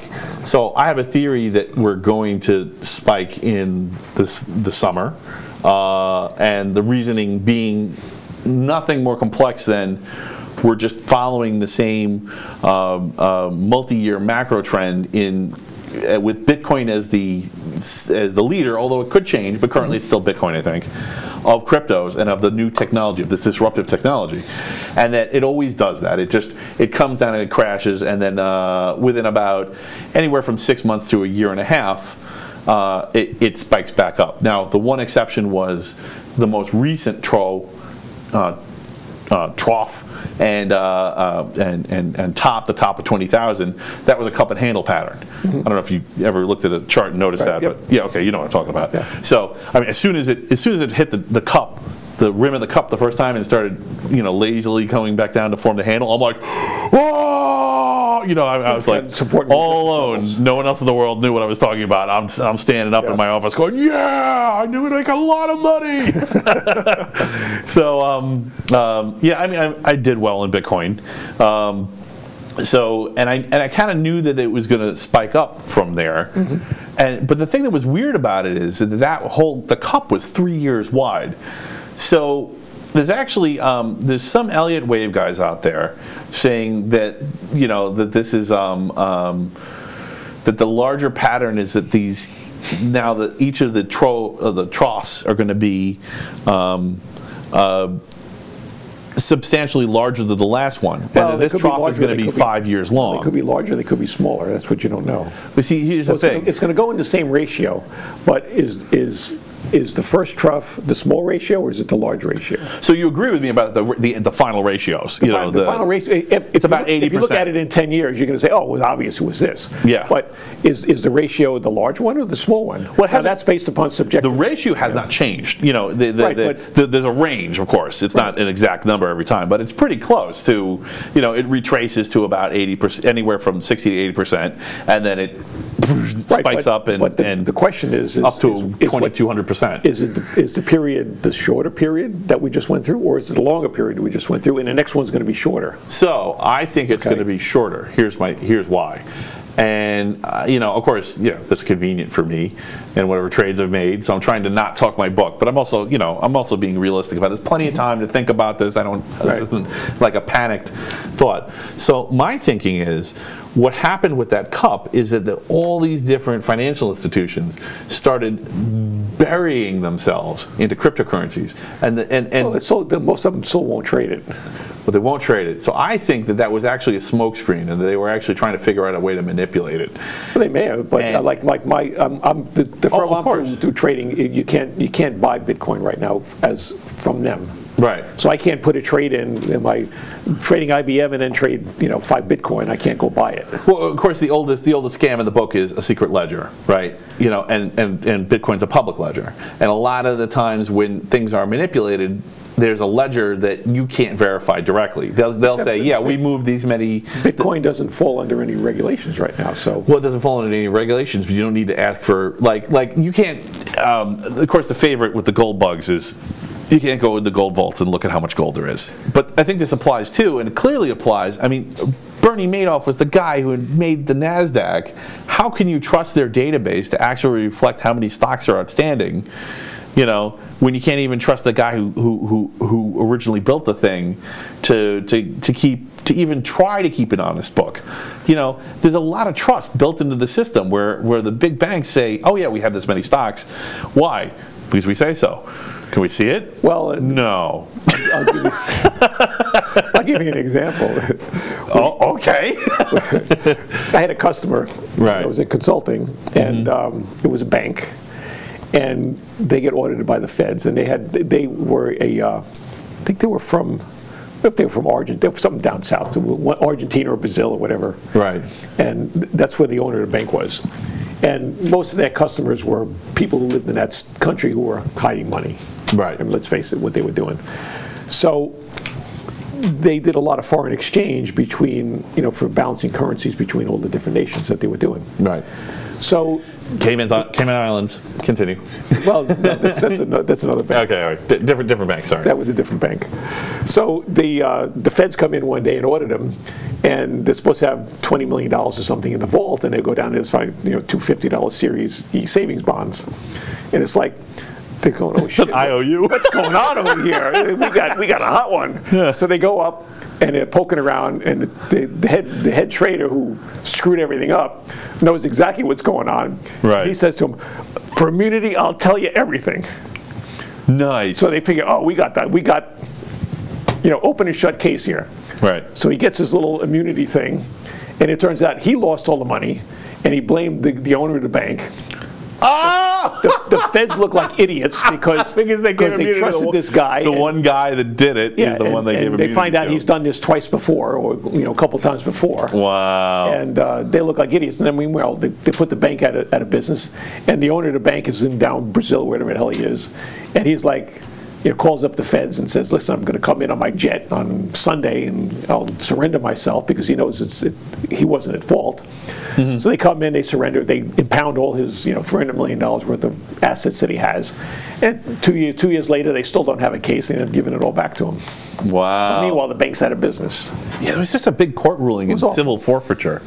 Because it used to, for a while, I mean, I don't know if it was they were doing it back then, you know, because you said they gave it back to them.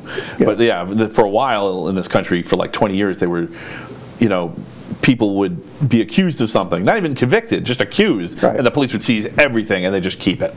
And well, they seize everything, but I mean, and there was just a case, and like it was either the appeals court or was the Supreme Court. I think it might have been the Supreme Court on civil forfaiture, and they said, yeah, you can't do that anymore. You can't just take it all. It has to be a reason.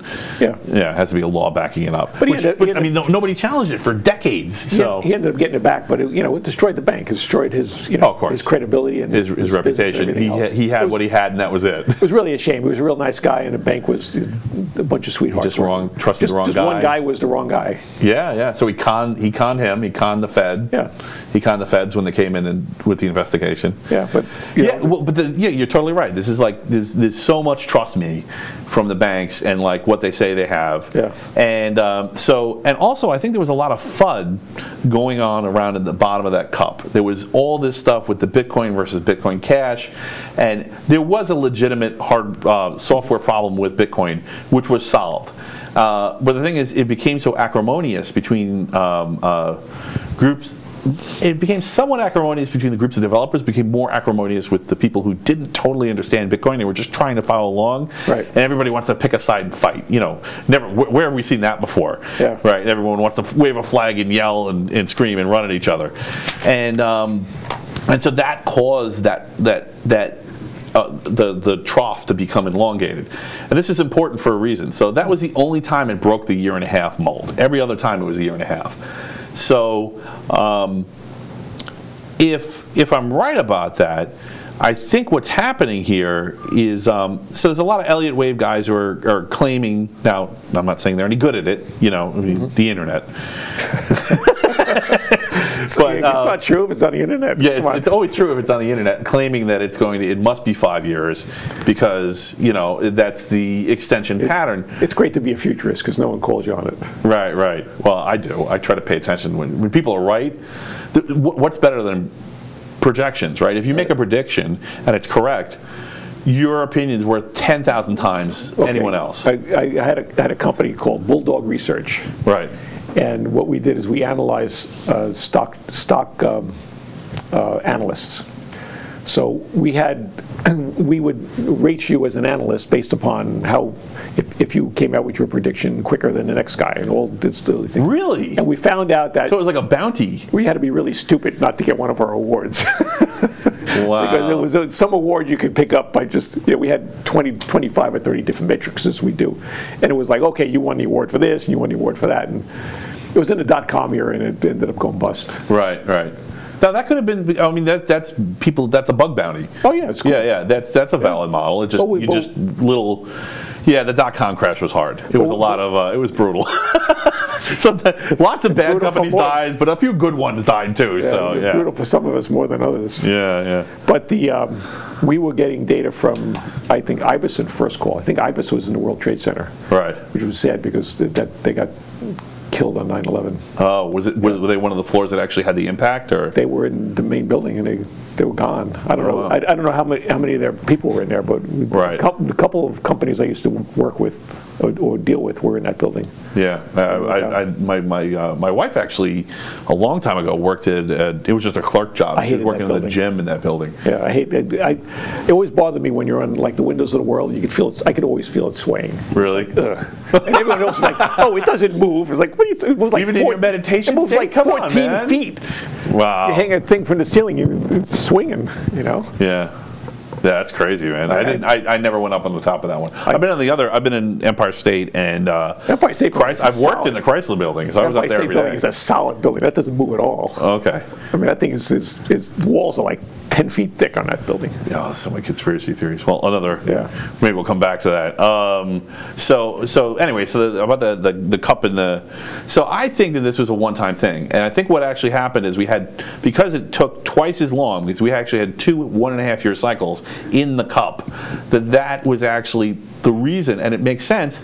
I was like, I bet it's going to go up twice as much, because usually it goes up somewhere from 900 to 1100%, Right. and it went up 2100% or 2200%, which it doubled. So it was reflecting the longer wait period Right. before it went along. So Could I have just think, been a channel that's going through, trading in a horizontal channel for a while. Right. Well, I mean, it just, like looking at I'm trying to step away from the numbers and look at the psychology behind Right. why, that pattern formed. Well, also what you got to look at is what is going on right now with faith in currencies. It's terrible. So It's tragic, and they're about to die. That's how I see it. And the faith in the Bitcoin is like, well, is it safe to go in there? For me as a personal investor, is it safe for me to put my money in there because of all of the Only if you're a technocrat. all of the stuff that's out there that can Totally serious. steal it from you. I'm not just doing the shtick. Right. It's only safe if you're a technocrat. I mean, it was funny. I went to my bank, and I mentioned I was moving some money, a trivial amount of money, into one of the exchanges. Right. And then the clerk was asking me about, how's I'm like, yeah, I've done crypto investment before. She's like, how'd that work out? I guess she was. I'm like, if you don't know what you're doing, you can get yourself into a lot of trouble, because what Right. people think that cryptocurrency is a currency. It's not. It's a bank. Right. So if you don't know how to replicate all the security structures of the bank, you're going to get taken. Yeah. If you do, then you might be okay. You might also get lucky, but I forget who was talking to the other day, and they were like, "Oh yeah, I have some cryptocurrency," and it's like, "Well, where is it?" "Oh, it's in one of the wallet companies. What are they called?" Cold storage. So it's like, why are you doing that? Because Why? Yeah. they can be out of business tomorrow, or your stuff can disappear. And you know what? You'll get the money back. You'll get the money back in the currency of the jurisdiction that the court case is tried in whatever If you go to court, the local currency's value is. This is what's happening with Mt. Gox. Everybody's getting their money back in yen. Yeah. In what Bitcoin was priced at that time, whereas if they had held it the whole time, they would have made a lot more money. Yeah. So yeah. And then how much Bitcoin has been lost? It's just like they just don't understand arbitrage. well, how much Bitcoin has been lost because they lost their password, and now, or they Right. threw that drive away, and they had that's a feature, 1,000 not a Bitcoins. bug. I mean, Bitcoin is, so people don't understand that it's a deflationary currency, Right. and that it's inherently deflationary because there are going to be hardware errors where disks are lost and people don't have sufficient backups. Well, there was that one that the guy had, I don't know how many Bitcoin he had, and he threw the computer away, and he's searching the dump for that computer. Right. Yeah. That's amazing. Yeah, that's so I've been doing multiple copies, cold storage, encrypted every time, and because what if a building burns down? I don't want to. What if you forget your encryption key? You forget your encryption key, right? Or there's going to be a lot of this is. You have the St. Christopher medal with the encryption key encoded on it in a secret code. Right. So, but like this is something that comes up with families. What if someone dies and the family's wealth is tied up in a cryptocurrency? Yeah. And they had the password in their head, and now it's rotting meat. Yeah. Good luck. Well, you need the password on medallion or something that's right. Stuck when they're doing when they're putting the pacemaker in, make sure to tuck a little paper in there. Well, there was a movie like that years ago where the guy had the password on his St. Christopher medal, for lack of a better thing. Oh, okay. And it had XII or whatever, the Roman numerals. Mm-hmm. That converted into his password. Ah, okay. That's why I'm saying you got the medal with the password on it, or yeah. secret code that your whole family knows about. Yeah. So my wife knows it. I hope. We have a system. It's not foolproof. As I'm getting older, I'm starting to try to work the bugs out of it because the odds are going up. I mean, I ride a motorcycle, so you can tell I'm extremely irresponsible that it isn't foolproof already, right? That was that came up a lot in meetings at work. I'd be like, this is not really a good strategy because I ride a motorcycle, so I may not make it to work tomorrow. Yeah. And you're putting everything on me. You sure you want to do that? Never tell them that. Never tell. Well, no. It's not going to hurt you if you don't show up. Well, That was my job. My job is to job is security. To get rid of You got to be the myself. single point of failure. Yeah. My job is to not let us get into a single point of failure. I can't be it, right? Well, That's the worst possible. Yeah, but then you put yourself out of a job. Yeah. Well, I put a lot of people out of jobs. I've written a lot of scripts that have replaced important tasks that people were doing. I feel a little guilty about it. A little guilty, It weren't that important if you just replaced them with a script. We could do that and go yuck, yuck, yuck, yuck, yuck until it's everybody's job, and then we're like, okay, our entire economic system is broken. Well, see, this is one of the reasons I think the currencies, coming back to Bitcoin, I think that the currencies are in trouble compared to Bitcoin because, our entire economic system is being undermined. There is a Yang. Have you heard about Yang, the presidential candidate? No. He's running on universal basic income. He's like number 4 or 5 on the list of the Democrats. He was one of Obama's advisors. It doesn't work. Socialism does not work. Any country that's gone into has been destroyed. I agree with you, but you know what? The reason that, we'll come back to that. Like I need to write this down, but I wanted to. Just lost half your viewers here. Well, no, so not necessarily. So, first of all, I didn't say it. So they might be waiting for me to hit you back. I did say I was a capitalist last time, but I'm a forgiving one. Like I understand people's motivations. I understand their thinking. I also understand where they're wrong, and I understand how that could be right. So, but I'll come back to that because I want to finish with the Bitcoin. I still haven't gotten to the point with the Bitcoin thing, which is that, there's tons of people out there doing Elliott wave analysis on Bitcoin, and they're just wrong. They're wrong a lot. And I noticed something. Just because they do the analysis doesn't mean they know anything. Yeah, well, it's true. It's true. So I realized something when I was looking at the descriptions of these things. So they usually write when it's going up. Right, so when people are piling on and it's a panic to the top, that's when Elliott wave seems to really shine and it seems to be correct. Especially if you do, because of course you could do it at any scale, right? You could do it at a minute-to-minute scale, or you could do it at a yearly scale. So at the week or the day or the hour or the minute kind of scale, while it's going up, it does seem to work. But it seems to break when it goes down. So I have a theory that Elliott wave itself. Now here's where we lose that one financial wonk. And he quits off the live stream because he's like, no, I can't listen to this anymore. It's sacrilege. So, sorry, preacher. Elliott wave joke. Where it's, it seems to me that Elliott wave came into being around the same time that the markets were really in a strong position to be manipulated. And what I mean by that is, Federal Reserve came into being in 1913. They start injecting money. Everything's going gangbusters. And right around then is when the Elliott wave theory was starting to be developed. And then the book comes out in '38 after the big crash. Now they've got control of. Now it's not just the stocks that are going gangbusters because of the inflation, but now they can control the currency directly after the gold confiscation, right? So yeah, sure, there are avenues for the currencies to go, but it's not everywhere anymore. It's not a completely open flowing market. Everyone isn't liquid in every position. And so that it's actually, Elliott wave works best in a situation where the markets are, at least to some degree, manipulated, where there is a secret ledger present.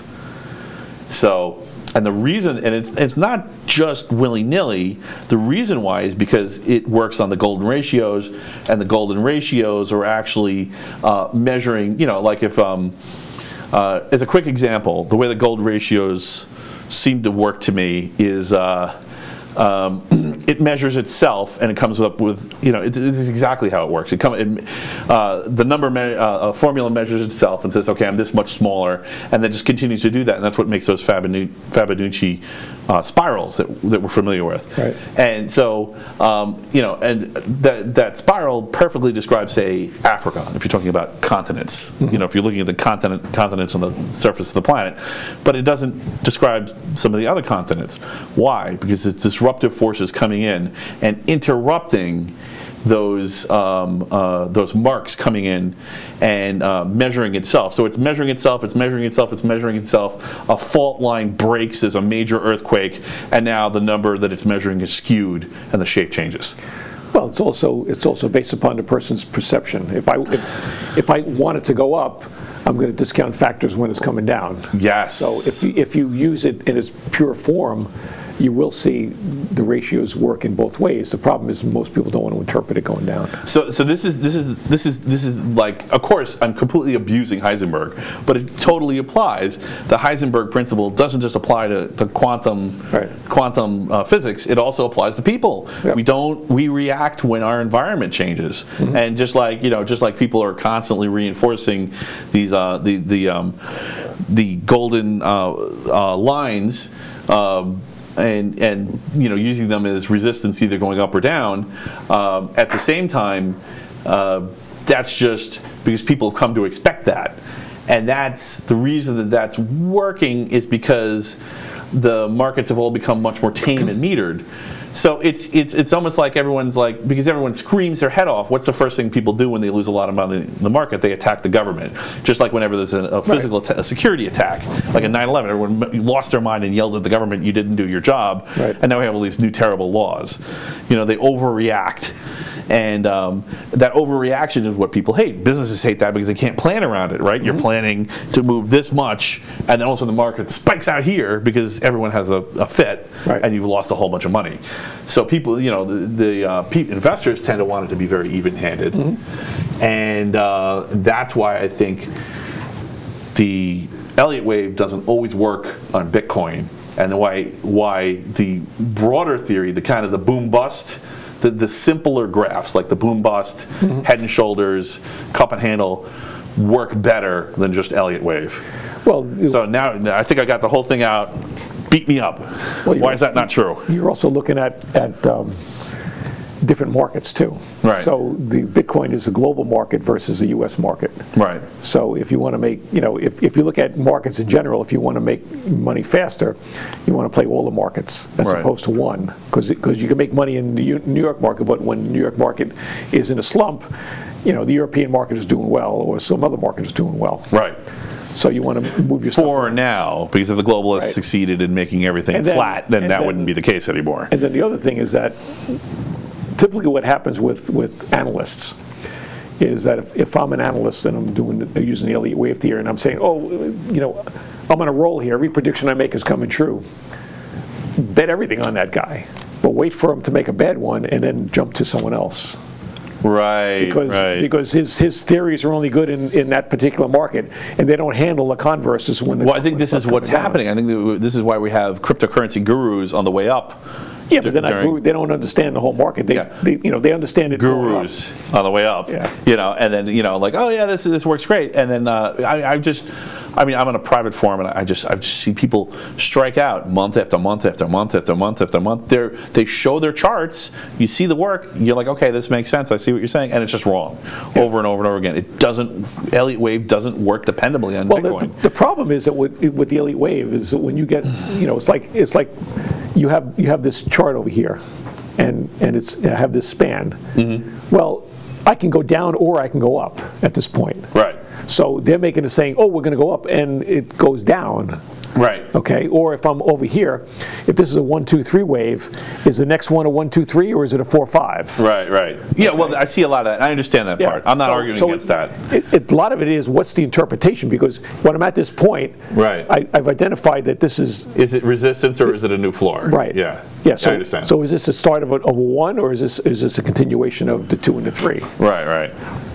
For those who don't understand the 1, 2, 3. Oh yeah, so it's right. So the Elliott wave has.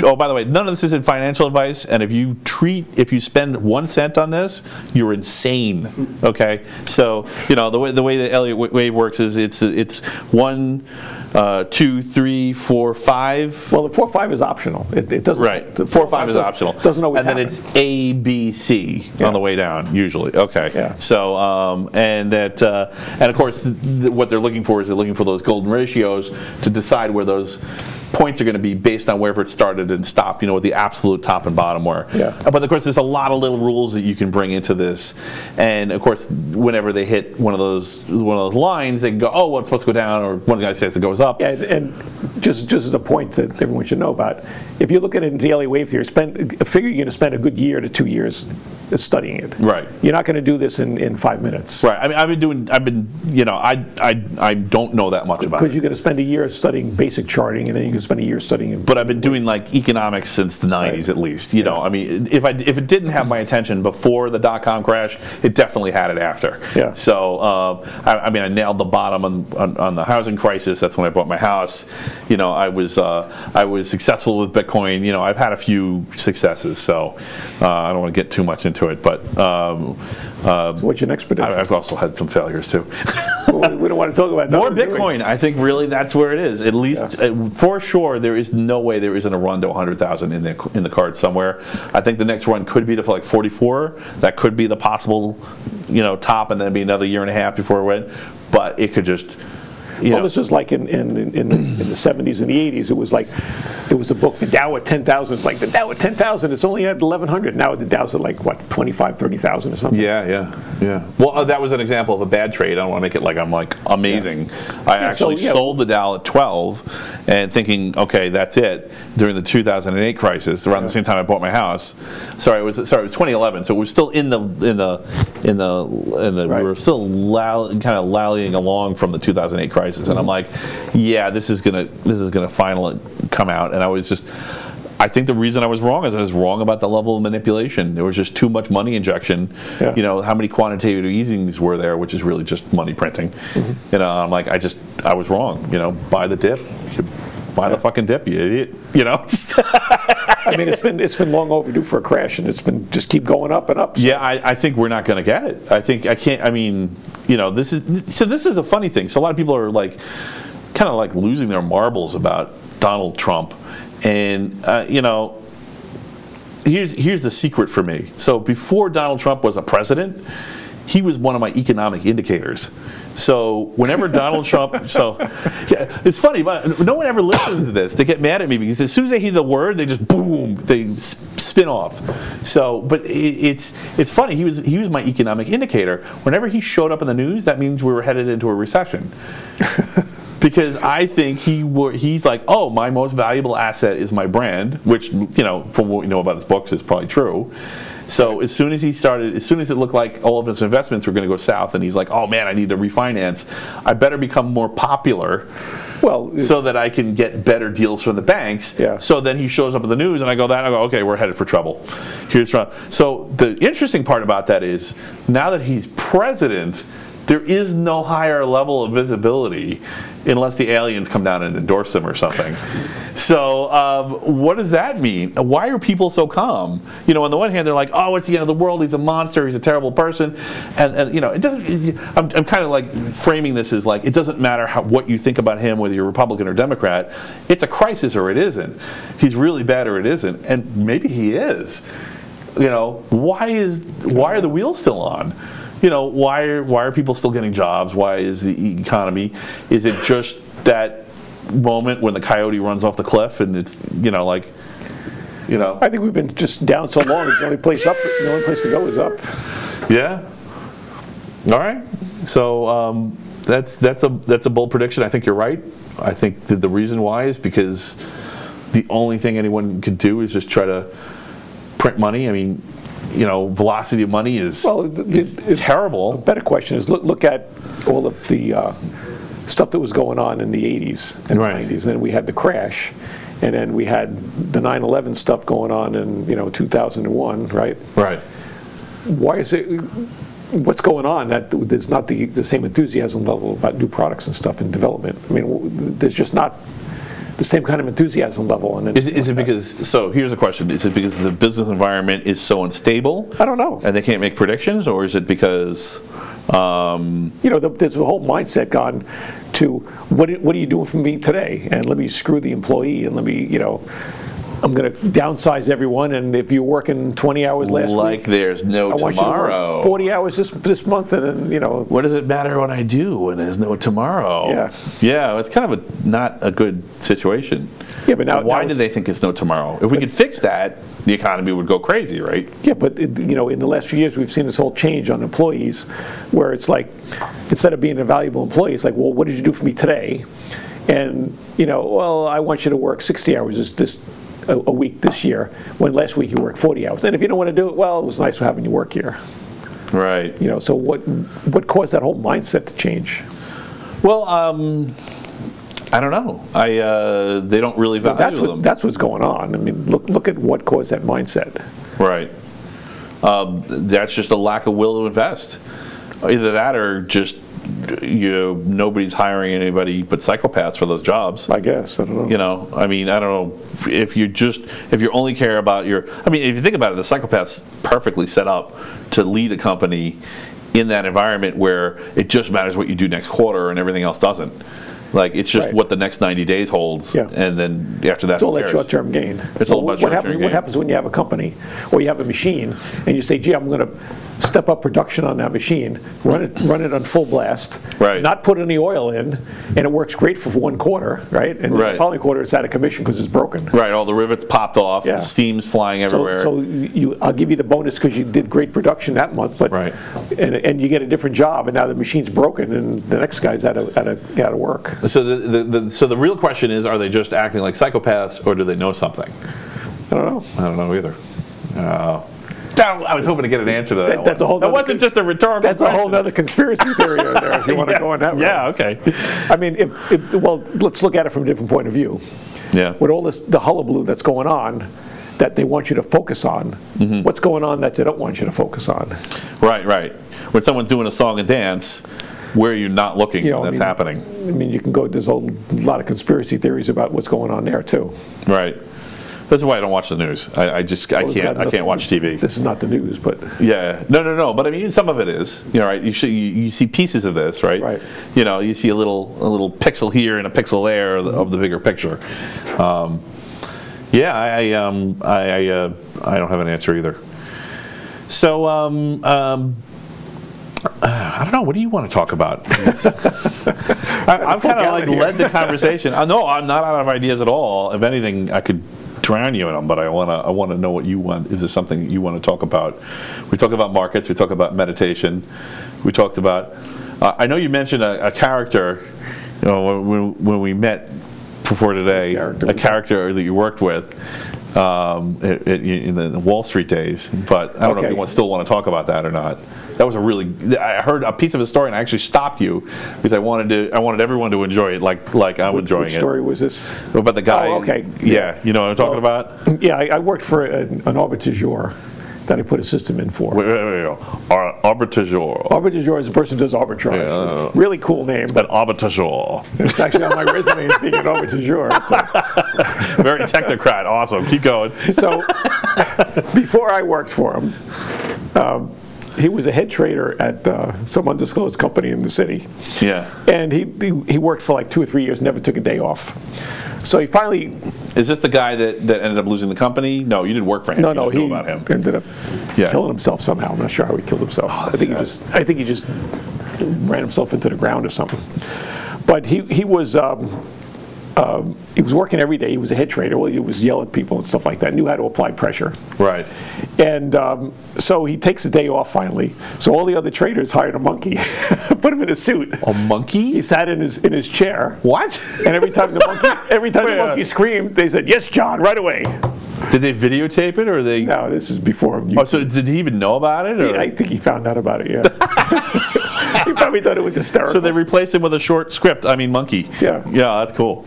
Yeah. I mean, it's the kind of stuff we used to do when we were traders. So, like the Wolf of Wall Street, that's kind of like real then. That's absolutely real. Yeah. Really? Yeah. Oh, that's bonkers. That's a true story. Where there scantily clad women milling about. It was also. I mean, we never had that kind of stuff, but I mean, I could see how that could happen. We never had that kind of stuff. Really? Really? We were doing trading. Yeah. Oh, because you guys were in the geek room. You were in the cool room. We were actually making money as opposed to conning people. So. Conning people is part of making money. But not really. No. The same trading group.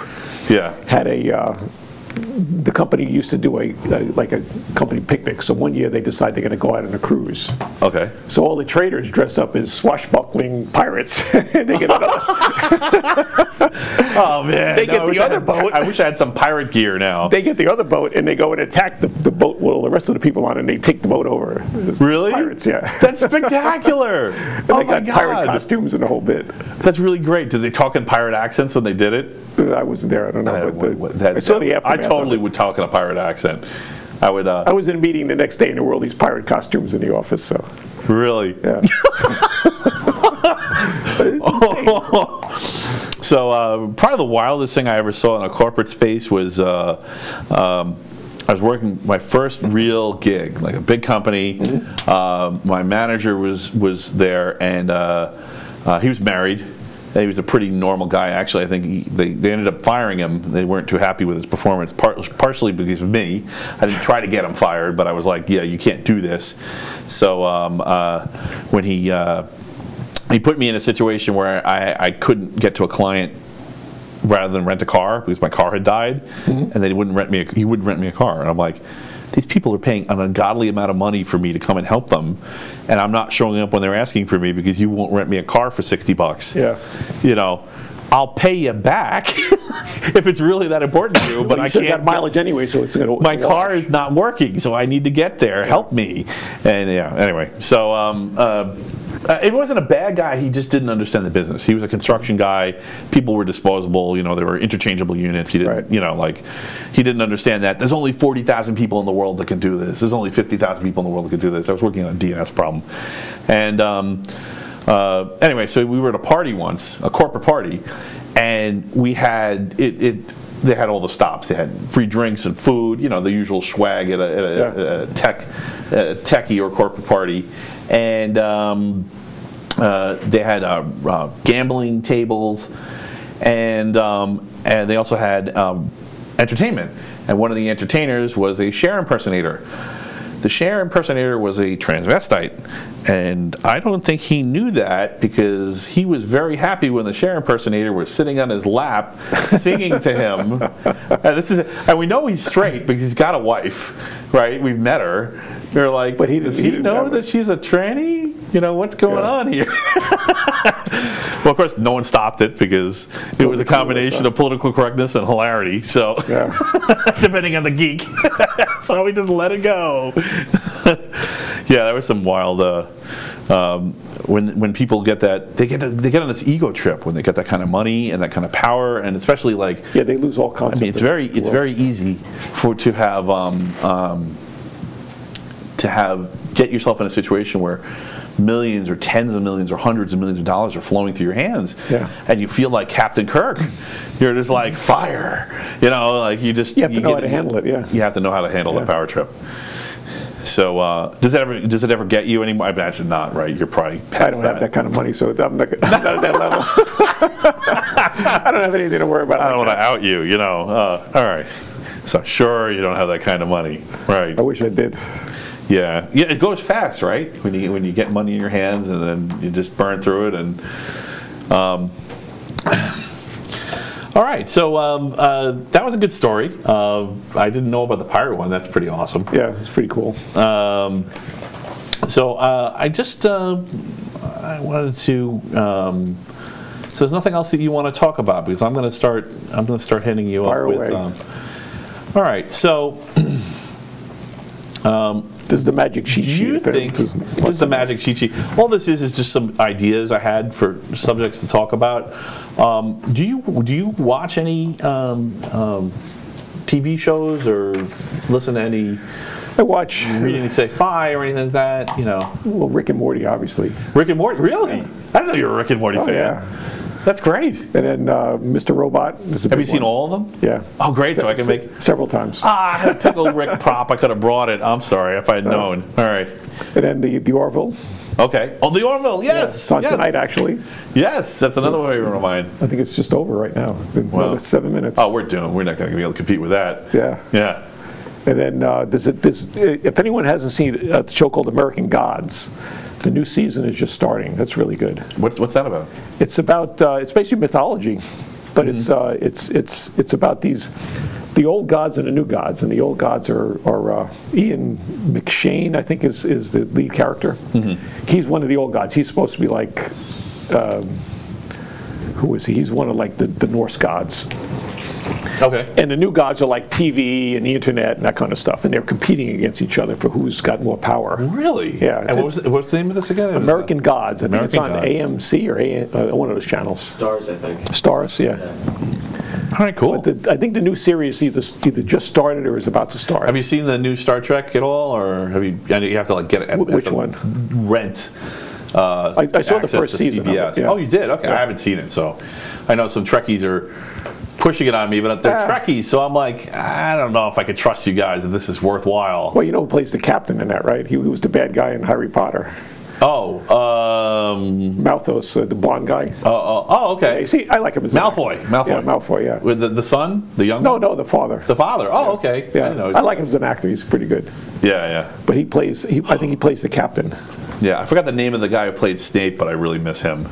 He was also in Galaxy Quest 2. I'm speaking of Harry Potter. Yeah. Yeah, he was really good. Yeah, he was a good actor.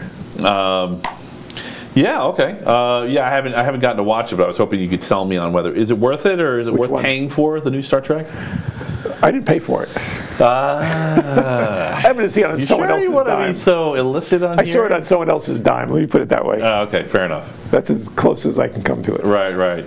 You happen to be walking through the room and then watch the entire series. That's right. Yeah, nice. How convenient. Yeah, I hope they don't bust him. I'm a big Doctor Who fan from way back. Right. So, I don't think I've ever asked you about, like, I know you're running some Microsoft products. I don't think I've ever asked you about open source. I mean, Open source is a two-edged sword. Right. Because you go, I can get Linux for free. Okay, Right. It's not free. Right. Because, the most one level expensive, it's just freeware, right? The most expensive thing you're ever going to get is something you got for free. Right. So you need a certain amount of expertise with it and a certain amount of knowledge in order to get the thing working. I mean, you can get a machine up and use it, but I mean, if you're using it for a business, you're investing time into it, right, versus buying a license. So there's a trade-off there. Right. So yeah, open source is great, and I've actually converted over one of my laptops to Linux to see if I could survive without the Microsoft platform. It's working fine. Okay. Oh, that's cool. I didn't know that. How many computers do you have at home? Too many. Too many? Let me rephrase that. I have lots of computers here. How many computers are you running at home? Running? I have one main machine I use, and I have a Linux box, which I really open up because I don't have time to use it. Right. And a couple laptops, which I don't really use. Okay. Most of the stuff I do, I just terminal serve into other machines and Right. Because you're totally in the cloud space. Yeah. You just spin up another VM and. So I mean, anything I do, I want to make sure I have remote access to the machine. That's one of the things that my pet peeve about Linux is getting the remote access. Finally, I found some remote access stuff that's pretty good. Right. Which I'm happy with. So I may do some more with that. Okay. But anything I do, I got it, and I don't want just if you SSH change your brain about it a little bit, it's not too bad. So if you SSH in, if you get used to SSH again and adding in, I want the full desktop thing. I don't want SSH. Right. Oh no. But what I'm saying is, hear me out. So if you SSH in and you use the compression option so that you maximize that, you let the CPUs work a little harder on each side to make it fast. Mm-hmm. And if you use either the -X or ideally the -Y option, right? You can get a window up from the computer. So you don't get the whole Windows system, right, but you get the GUI for whatever it is you're doing. Mm-hmm. And assuming it's not 3D accelerated, which most aren't, some are, right. It's really good. Mm-hmm. So if you just change your mind a little bit about how you're willing to work, that you're willing to have a window from a completely different operating system on and maybe there are solutions for most programs on how to copy and paste and stuff like that. So, I used to work in Unix, the real Unix. All right, yeah. So you know how X works. So we used to do a lot of stuff. I had like 6 Unix boxes around me at one time with lots of radiation coming out and things. So I'm actually using. I'm still not happy. So eventually I may do a talk on virtual machines and virtualization on Linux. Yeah, the virtualization stuff today is phenomenal. It really is. So I have two different machines running, one running Debian and one running the latest Fedora core server. and I'm just doing some benchmarking between them, and it can be pretty fast, even over a gigabit network, running an entire graphical desktop as a VM on a dedicated server. Right. So that's another possibility too, if you're looking to get in. You know, like if you don't want to, I don't know, if you don't want to kill your electric bill, right? Because it's kind of suicide in that sense. But you know, how many machines you're willing to have running, but. Yeah, every machine costs a lot. I mean, I have a couple of servers running in the house, and you know, I mean, again, at the same time, if you have stuff up in the cloud and you're comfortable with that, and you're already using that space. Yeah. But remember, they're going to change the pricing model sooner or later. Amazon's going to leave growth mode, and everyone's going to be really shocked. I think it could crash the world economy when that happens. I don't think that's going to happen because I think there's so much pressure from the other vendors and stuff. They've already dropped their price a couple times. Well, right. I mean, they're going to drop their price, but I mean, they make so much money. All their profit is from. Chips aren't getting faster. All their profit is from the AWS, and most of that, and a lot of that profit is from the RDS product, which is the relational database services that they offer. Really? Yeah. Oh, I didn't know that. How do you know that? Because I use it. No, I know you use it, but that doesn't mean you understand their business model. Oh, I mean, we looked at the specs and stuff like that, but they get a tremendous amount of money from RDS itself. And what they've done with RDS is they took MySQL. And they broke it into two parts. So all the front end stuff is all regular MySQL, and the back end, which is they've optimized. So when they do replication, the back end does the replication differently than standard MySQL does it. Because MySQL says, okay, I'm going to write here, and then I'm going to copy it over here. What they do is you write in here, and then you go to a different data layer, and it writes to both of them at the same time. So it's much more, it's much faster, and it's much more flexible. Okay. And that sounds pretty compelling. It sounds like something you're not going to want to set up on your own, especially if you're starting small. Well, I mean, you can't set that up because it's their technology. They redid the open source for the back end. you can, but you're going to have to buy vendor products. You're going to have to have a presence across the world. I mean, they put a lot of money into it. Right. And they're doing the same thing with. So there's literally no competitor for RDS in your opinion. Well, I mean, if I left the cloud right now, I could just go into regular MySQL. I could go to Oracle, use MySQL. Right. But it's not going to be as optimized. Right. For what they have the concept of when you set up. Is it just pre-caching? Is that what they're doing, or? No, they have the whole separate back end. The front end is over here, and then the whole back end is all optimized for doing caching. Well, not even caching; it's writing to the multiple instances. Right. So if I set up a two machines, an RDS instance has two machines. There's a primary, there's a read-write and a read replica. So if I optimize my code, I can go to the read replica and read, and only go to the write machine to do my writes. Okay, so if I have a lot of things going on, I can set up 10 read replicas, and I can go really fast on those.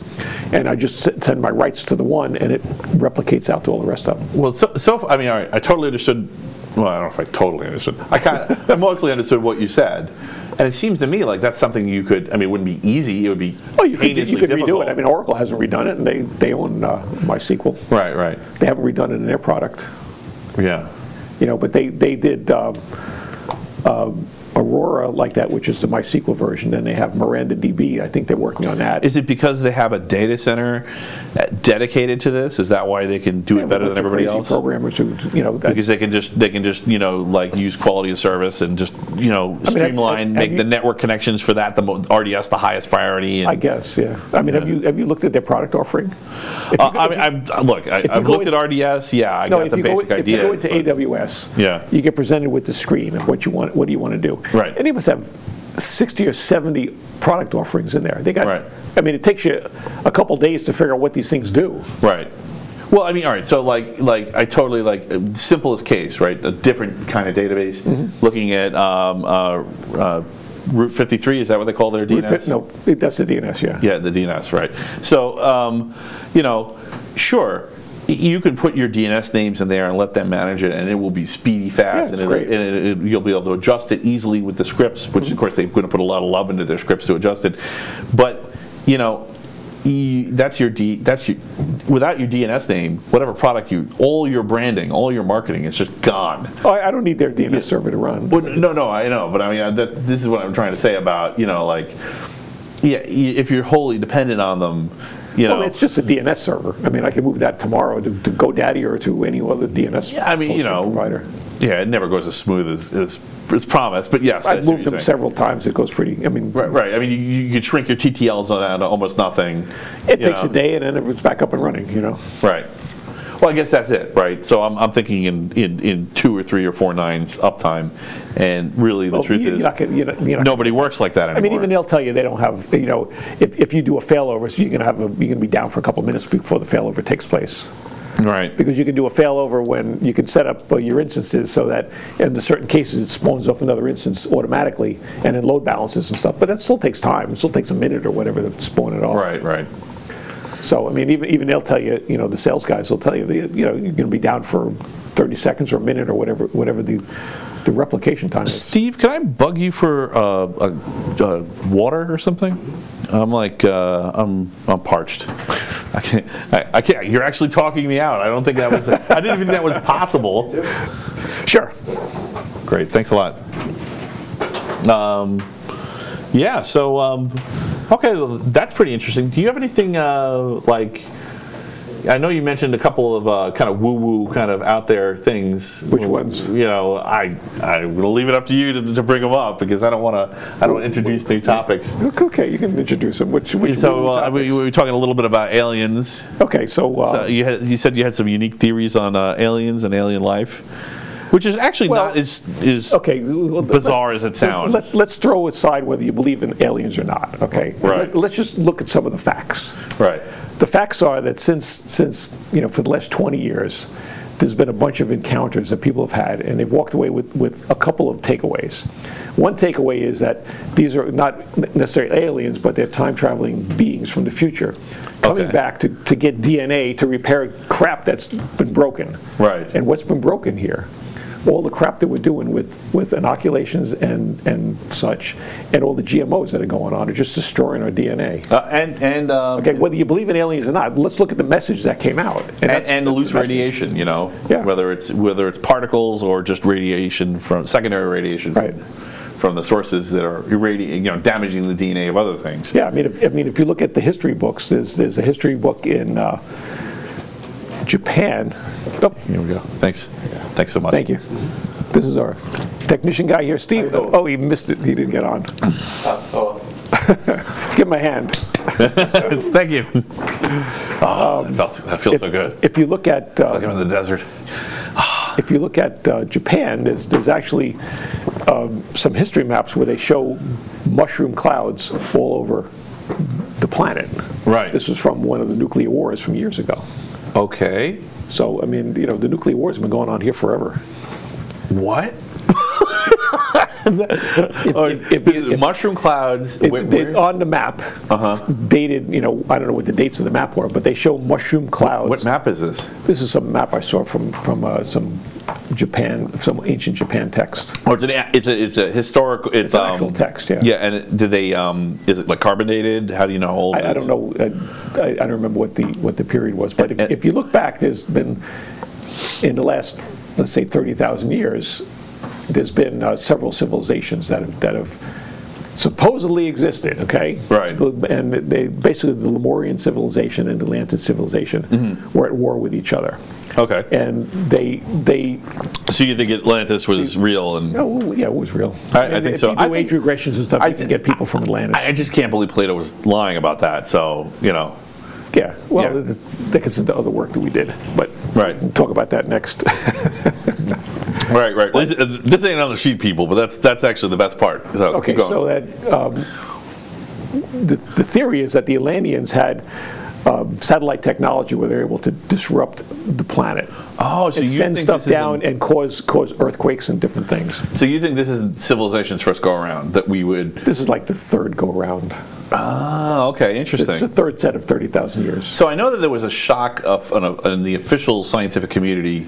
They found some arch that was 13,000 years old, and that, of course. Well, I mean, and it was like, well, this shouldn't exist because we supposedly started it 10,000 years ago. Yeah, well, I'll give you something even better than that. The in I don't know 8 or 10 years ago, we went through something called the photon belt, which a lot of the people in know were very concerned about because it was supposed to wipe out the whole electrical system.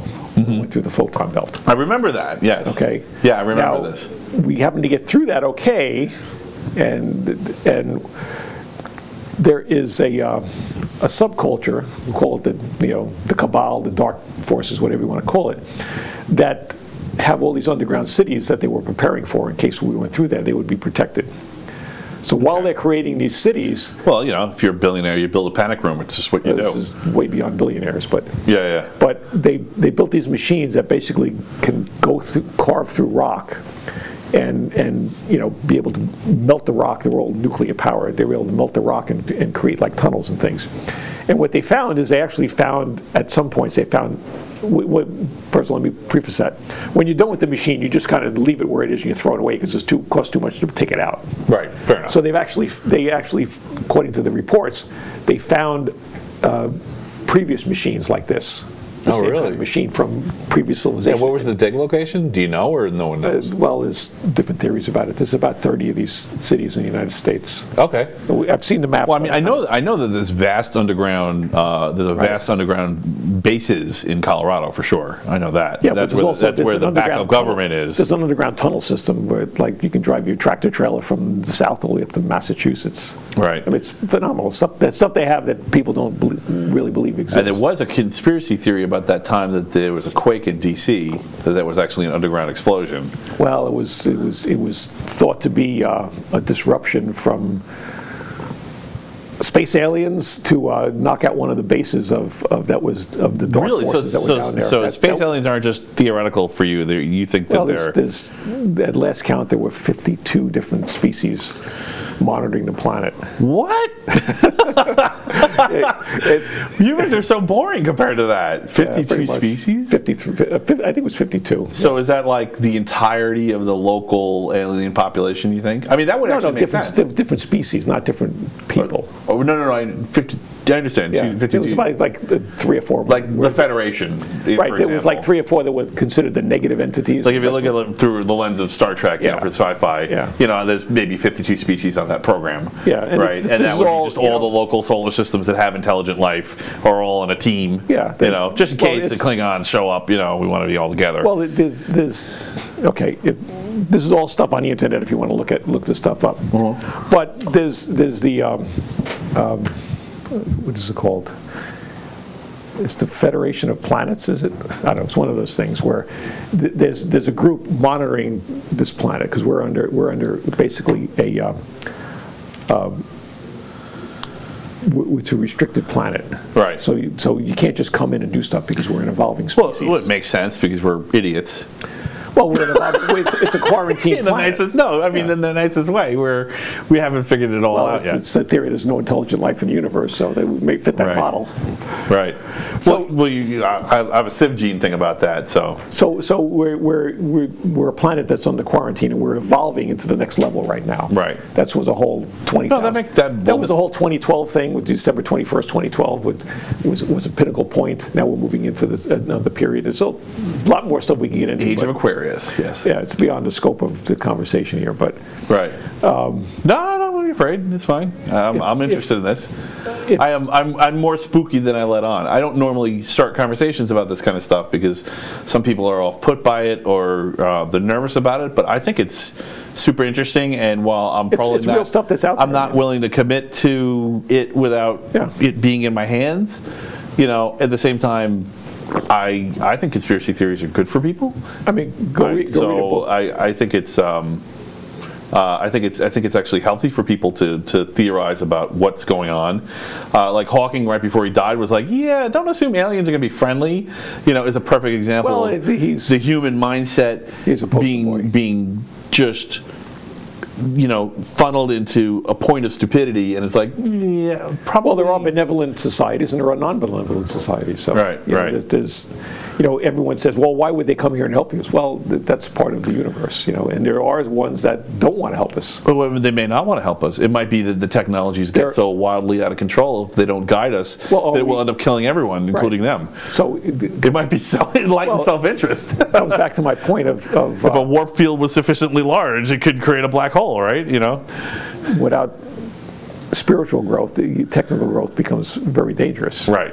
You know, what we have Agreed. here is technical growth without spiritual growth, with all these crazy leaders. Yes, and that's clearly happening. You know, regardless of, you know, even without a yardstick to compare it to, that is happening. Right. You know, we definitely have.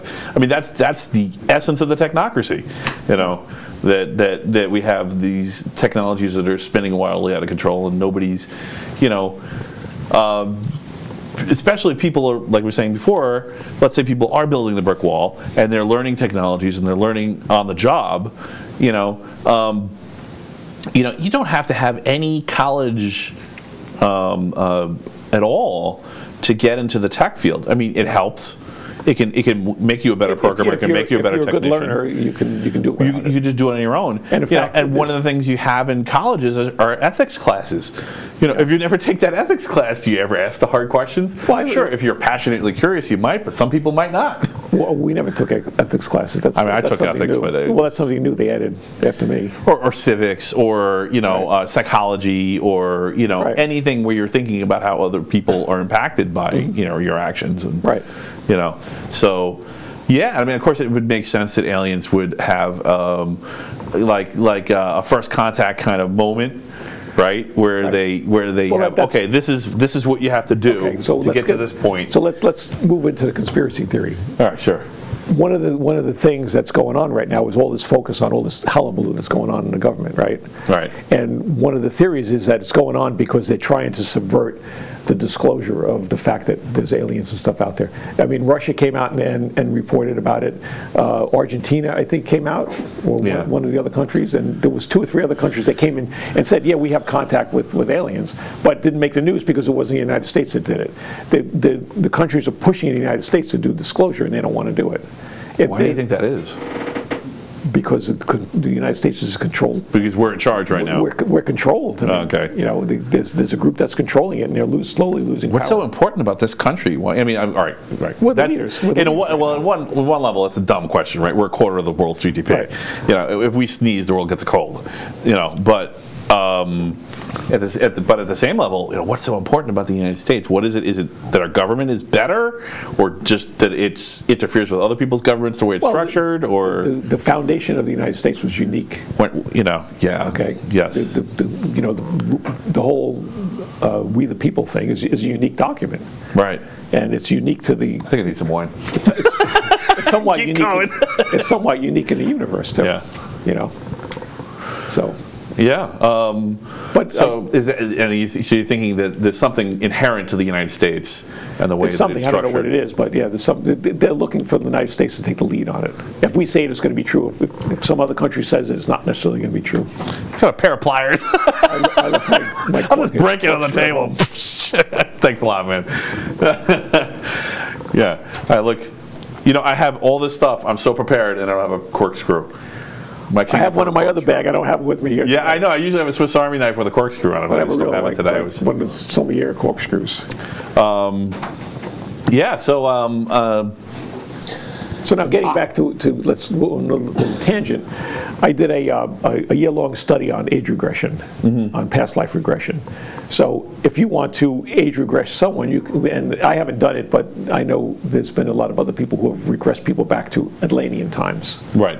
And they've gotten information from that. So I mean, the information is out. I am convinced, all right, regardless of whether it was from another age, I don't think it was from another age, but I am convinced that my younger son he's lived a life before. I mean, it's kind of self-contradictory. When was he born? He's 8, so he was born. So he's one of the new people coming in. Yeah, but I swear he's living. He was Absolutely. born. Ask him where he was born with a high and tight. He had like a Austrian, German, Russian accent, like that part of the world. He's one of the. It's the strangest thing. He's a kid. What is he getting this stuff? You know, the stuff. You know, he was born ripped with muscles. He had a very military kind of mentality. We're not like that. Our family's not like that. You know, it's just all him. It's the new generation coming in. They're the new seeds of moving forward with the evolution of the planet. Yeah, and they have certain abilities which they may be hiding. Right. You know, a lot of them have all sorts of things. He may remember his past lives, but doesn't want to talk about it. Right. I mean, if you ask him about it, he may tell you. It's not just him. I mean, I went on a school trip with him to the zoo, and his friends and him were joking about how he has a different accent. Yeah. Actually, my other son has a British accent. We know where that came from. That was from Thomas the Train and watching Ringo Starr narrated Thomas the Train with his thick British accent. You know, so he picked that up from him. Yeah. But this one, he had no influence. Like, where did it come? He has almost, it sounds like Arnold Schwarzenegger. You know, and he's big too, so it just fits the whole mantra. Right. You know. It doesn't. Well, ask him who he was. I will before he gets too old, right? About 13, they start to lose it. Right. Because when they start to go into puberty, they start to focus more in beta than in alpha. Right. And they start to lose all those memories. Interesting. So thanks a lot. I'm sorry about that. I think he drank half of it though.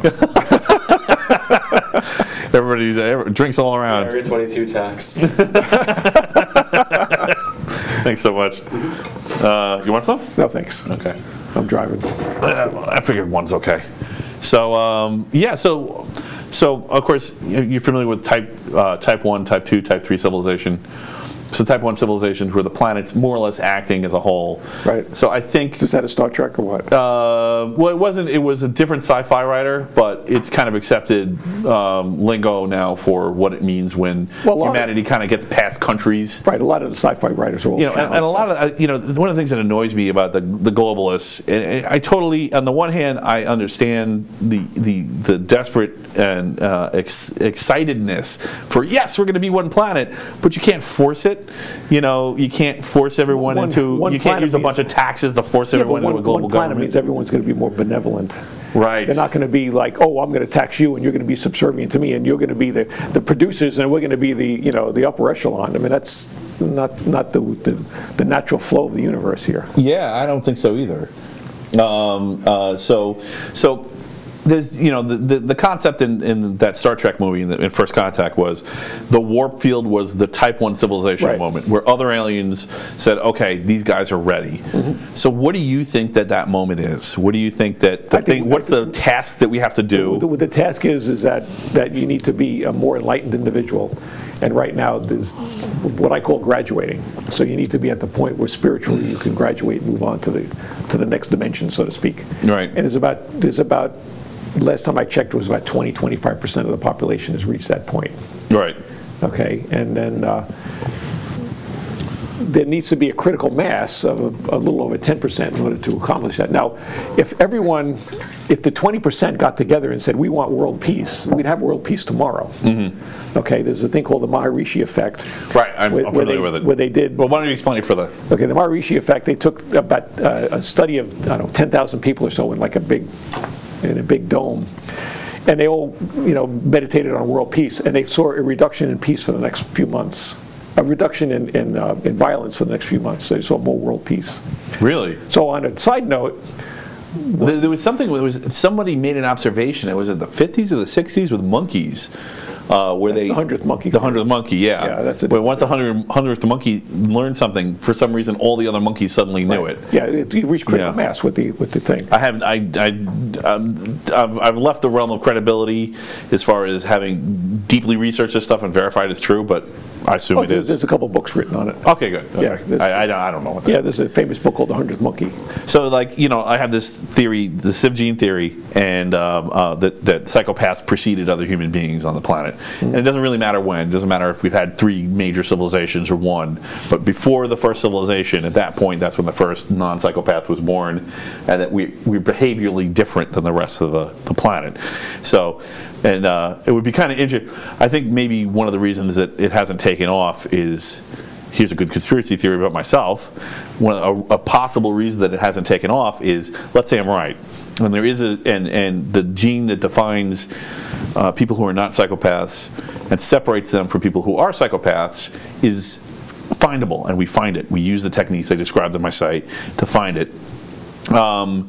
We could get into a situation where they say, okay, let's exhume some graves and look at some DNA from people, and they find that, okay, why was the civilization gene appearing 35,000 years ago and not 10,000 years ago?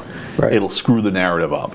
So that is a possible, fitting with your conspiracy theory, I created one for myself to explain one reason why Civilization Gene isn't more popular.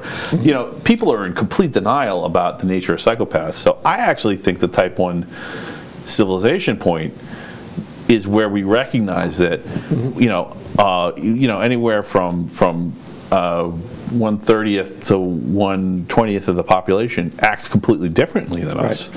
They're just animalistic, completely selfish, highly logical. I think this emphasis on logic is just bonkers that our society's really gone. I mean, logic is great. I'm not against it. It's not a panacea, because the logical thing to do sometimes is kill someone. You know, like if I can get away with it. I mean, you have government right in the way, and there's cameras everywhere. But I mean, like, it's terrible to say it that way. But when you say it that way, you realize, oh, okay, I'm just nice because I'm nice. I'm not nice because I'm afraid of the government and I've done a long calculation in my head.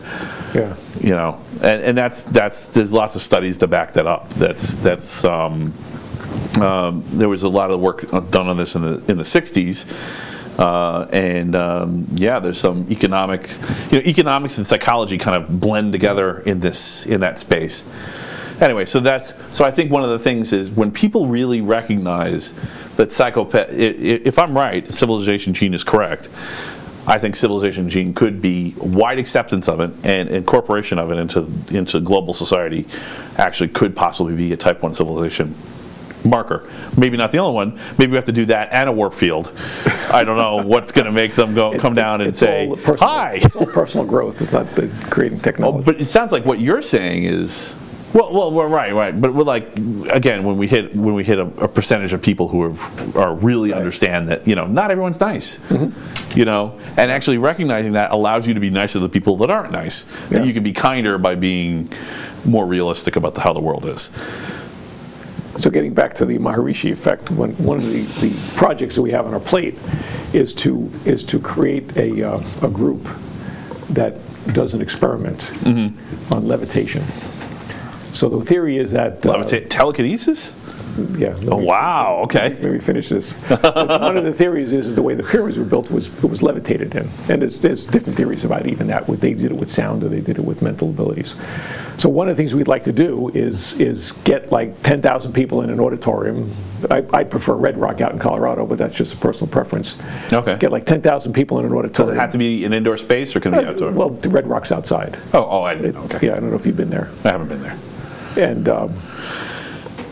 get like 10,000 people in there. Everyone meditates on bringing this 5-ton boulder in, and we all meditate on lifting it up and see what happens. So here's the interesting question: what if it succeeds? I think it would, personally. Really? Yeah. Why hasn't? So here's another question: why hasn't that happened already? We don't know that it hasn't. Oh. So what you're saying is you should set up a good dead man switch, so that before you leave, so that if you go on this and don't return, that says we were probably successful in moving the rock. This is what happened to us. Or maybe you just did that, right? Yeah. Yeah. See, there you go. But I mean, you're starting to see some levitation stuff with the new kids coming in now. Really? Ask your son if he can do it. I mean, you know, the problem is, so I haven't seen it personally, firsthand, and the problem is, you know, I can't trust video, and that's one of the reasons I wanted to have this show live, is because it's like, it's so hard to edit video real time. You know, you can see this and say, okay, if someone can verify, yes, I saw that live and that's what happened and it hasn't changed. Well, even if you do this live, people are going to, oh, it was a magic trick. Well, something like that, yeah. You know, what was the guy, David Copperfield, made the Statue of Liberty disappear? But don't let that discourage you if you want to levitate something in here. Yeah, but I'm just saying. Yeah.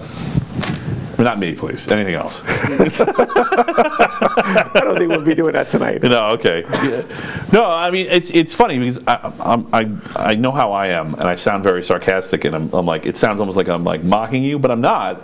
I just have to be careful because I have my own set of like down-to-earth scientific theories that I think are provable, and I want to make sure that people don't think that I think something that it's magic today is science tomorrow, right? Right, that I haven't mistaken where the periphery is. So science doesn't refute the supernatural, just ignores it. It just goes, I don't care about it. It just tries to explain it. Well, it tries to explain it, right? But it ignores it until it can explain it. And a lot of people make the mistake of thinking that science refutes the supernatural. Like if something supernatural, if someone claims something supernatural has happened, then it can't possibly be science. No, it just means that you're working in the space where new science is going to be done. You may not understand what's going on. Right, you just don't get what's going on yet. It's just an undeveloped technology, like you put it, like the Highline quote. There's lots of stuff in our reality that we ignore because we don't understand it. Right. I refuse to let. I like to go to the fear, so I refuse to let that stuff scare me. Yeah. But at the same time, I also recognize that without predictability or repeatability, those are the two. That's what real science is. Like either I can do this over and over and over again, and I can tell other people and give people specific instructions, and they can repeat it. The most obvious case is Newtonian physics, right?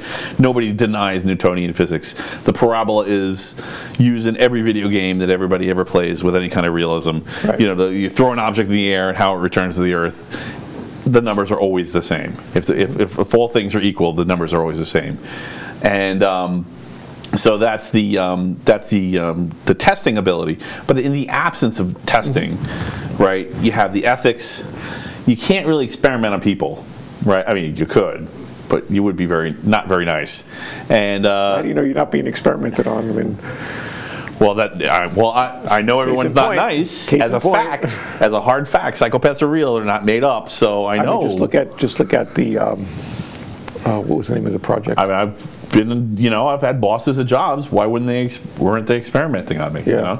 What was the name of that project? Begins with an M. It slips my mind right now. I'll think of it later. I try to use the guide of I do think people are out to get me, but I don't know if they're working together. They might be. The question is, do they have the resources to work together? Who? Whoever. If people are experimenting on me, right? You're not being experimented on. You'd have certain characteristics if you were. Right. So, how do you feel about that? You said you had that company with the predictability, right, where you guys almost did like the bug bounty, right? Yeah, in the .com days. Have you thought about starting up something like that for like bug bounties for certain milestones in telekinesis or telepathy or? No, not specifically. Right. But I mean, we want to focus on the levitation rock thing. The levitation rock thing. The next couple of years. Right. Do you think that would work if somebody did that? Or? I think it would. Yeah. Yeah. Okay, sooner or later someone will produce a rock I've seen floating in the air. I've seen other things move by mental. Oh, you've seen it? Yeah. So I just met with a bunch of people this summer, and they had attended some kind of spoon bending seminar. I used to do that with the kids in one of my classes. Really? Yeah, you do. That was all the Uri Geller stuff. Wow. So you do, How does that work? I never understood that. So you focus on it, and you rub your spoon. All of a sudden, it bends. I mean, some people have more of ability to do it. I've never been able to do it, but other people have more of it. So is there like a thermodynamics explanation for it, that the rubbing creates heat in a certain spot? No, it's you're energizing the metal, because if you molecularly analyze the metal hasn't bent. Whereas if I take a spoon and bend it, I can see the stress marks. Right. But if I do, I work with metal all the time. If I do it with mental abilities, there's no stress mark. Like aluminum is very weak to that, and it becomes structurally different. You can't use it after you've bent it. There's no stress mark in the metal. Yeah, when you do that. Yeah. Okay. Interesting.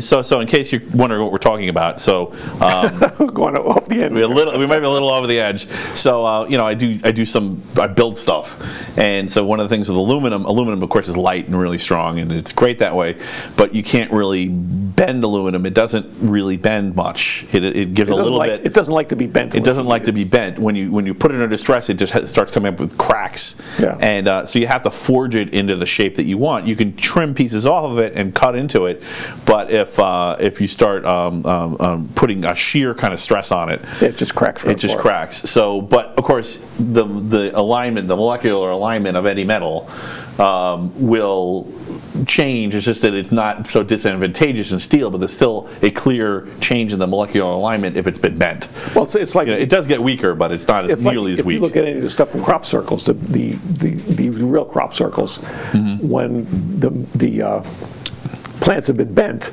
there's no stress marks in them. It's just somehow naturally they bend like that. It's been laid over. Yeah. Well, it seems like something someone could do on the ground. Well, you could, but I mean, when these things appear within seconds, it's kind of, you know. But, Right. but there's fake ones and then there's real ones. Well, of course, right? Yeah. Yeah. I mean, you know, if a bunch of drunk farmers, you know, cow tip and a crop circles, you know. I doubt they What are we doing tonight, guys? First of all, the crop circle phenomenon has got back thousands of, well, probably it's recorded going back to the Middle Ages. Right. And in fact, there was a decree by some of the priests where you weren't allowed to go into the crop circles. Right. So when the crop circles appeared, so you know, there were people back then making crop circles. I kind of doubt it. Right. So yeah, okay, that's fair enough. I see what you're saying. Well, you couldn't really take a satellite photo, so it wouldn't have the same impact. So actually, you might be making the same. What of the satellite? Or like an aerial photo. You couldn't. Of what? The crop circle? Yeah, yeah. Have you never seen them? No, I've seen them. I know what you're talking Yeah. about. I've actually seen. I know someone who's written software to try to analyze them. Yeah, there's So thousands of them. Well, And they no. follow a pattern. There's actually messages coming through in the crop circles.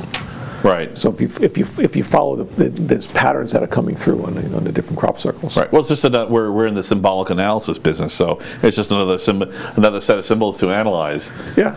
Well, and I mean, and inherently, when you're dealing with a society where people are different stratifications, either of intelligence or possibly different emotional stratifications, like empaths versus psychopaths. I'm using empaths in a way that other people don't, but it's just I'm so tired of saying not a psychopath, so it's just empaths. It's easier, whatever your stratification model is. I've forgotten what I was going to say. I was whatever your stratification model is.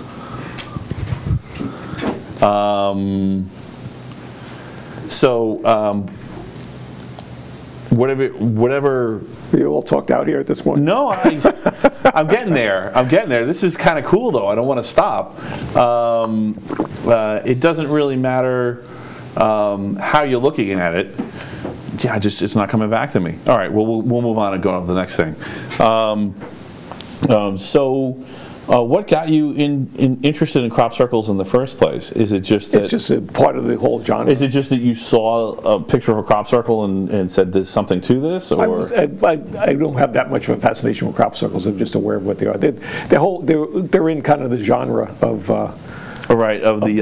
the officially denied genre where the government said that's not real. I was supposed to be in something called the Pythagoras Conference.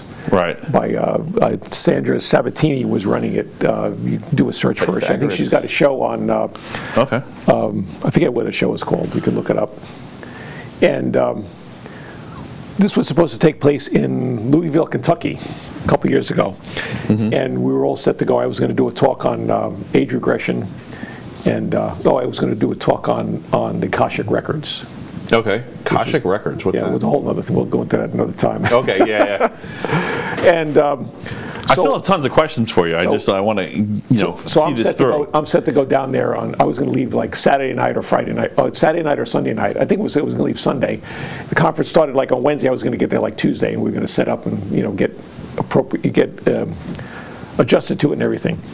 I get a call from Sandra on Saturday night that the venue that we were having it is decided that they didn't want us there at the last minute. Really? Now we were going to have, there was all sorts of people talking about time travel, about elongated skeleton heads in South America, and all sorts of fringe science. Right. And it was. I've heard about I've heard the conspiracy theories about the Smithsonian. So yeah, about them basically being just a honeypot to just suck everything up and lock it away like the Ark of the Covenant. But yeah, there was like 20 or 30 of us going to talk there. It was all in fringe science. Right. And at the last minute, they nixed it for some reason. Right. Who knows who nixed it? But a lot of people were pissed at Sandra for that. But I don't think it was out of her control. Right. Well, sometimes it's just having run a group for years, and sometimes it's just something material happens. No, it was something else. It was something else. Okay. It was a conspiracy theory type thing. Okay.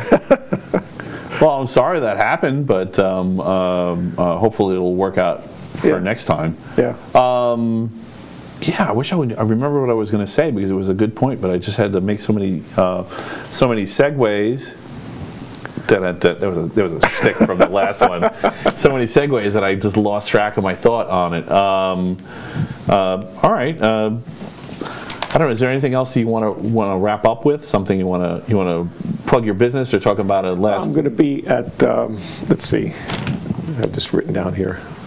I don't think I'm done, but just in case. I'm going to be at Opal's annual Cybersecurity Summit, taking place July 10th to July 12th, 2019, in Newport, Rhode Island at Gurney's, and I'll be on the phishing, hacking, hackers, and threats panel, if anyone is interested. Really? Oh, I love panels. They're so fun. Yeah. If I ever did a panel here, would you be interested in coming back? Yeah, absolutely. Okay, great. Yeah, well, there's some talk about possibly getting together different panels for. I want to have people on individually because I want to hear what they think. Yeah. And think about what I said for next time, and let me know if you can figure out what you think the our Type 1 civilization moment is, because it doesn't really matter, like. When is the point where, it sounds like what you're saying is that aliens are contacting people from different countries, and that our country's just they're here right now. They're educating. They're just not playing ball with our country. Just look at In Search of Ancient Astronauts, or one of those shows, right? Where they had a whole series on how a lot of people who are like Teslas and those kind of things, those kind of people have been, they're getting information from somewhere. So do you think it's just disclosure penetration? Is that just what we're waiting for? Yeah, I think that's one of the big key points right now. All right. Well, to give you an example, we were in tight with a guy who used to run the Project Blue Book, Colonel Wendell Stevens. We spoke to him on the phone a couple of times, and he told us this was a number of years ago, he said, and one of the things that the aliens are looking for is they have what they call an event clock. They don't look at time the way we do. That's what I'm talking about. They look at events. One of the events. I now have those two words together, event clock. So yes, I'm talking about what the event clock looks like. One of the things that they were looking on the event clock was for the Ayatollah Khomeini to be thrown into the streets. Okay, he told us this 2 weeks before Khomeini died, and when Khomeini died, they were carrying his coffin down the street, and his followers ran up to him, and he got thrown into the street. Really? That was like 2 weeks before. Wow. A week before that whole thing happened. Well, so all right. In fairness, I'm playing devil's advocate here. The devil's advocate position is he's a general. Of course, he knew he had rumblings about the intelligence of other countries and how far things were going. It's like there were definitely people were fleeing that country before that happened. They saw it coming. Well, he told us a bunch of other things on the event clock that haven't happened yet. So. Oh, really? Yeah. Okay. And I assume that's proprietary, and he's not going to. Well, one of them was a limited nuclear exchange in the Middle East. That was a big event. Really? And what's that a temporal marker for? Just as a progression of things to happen. And now, nothing is cast in stone. It doesn't have to happen.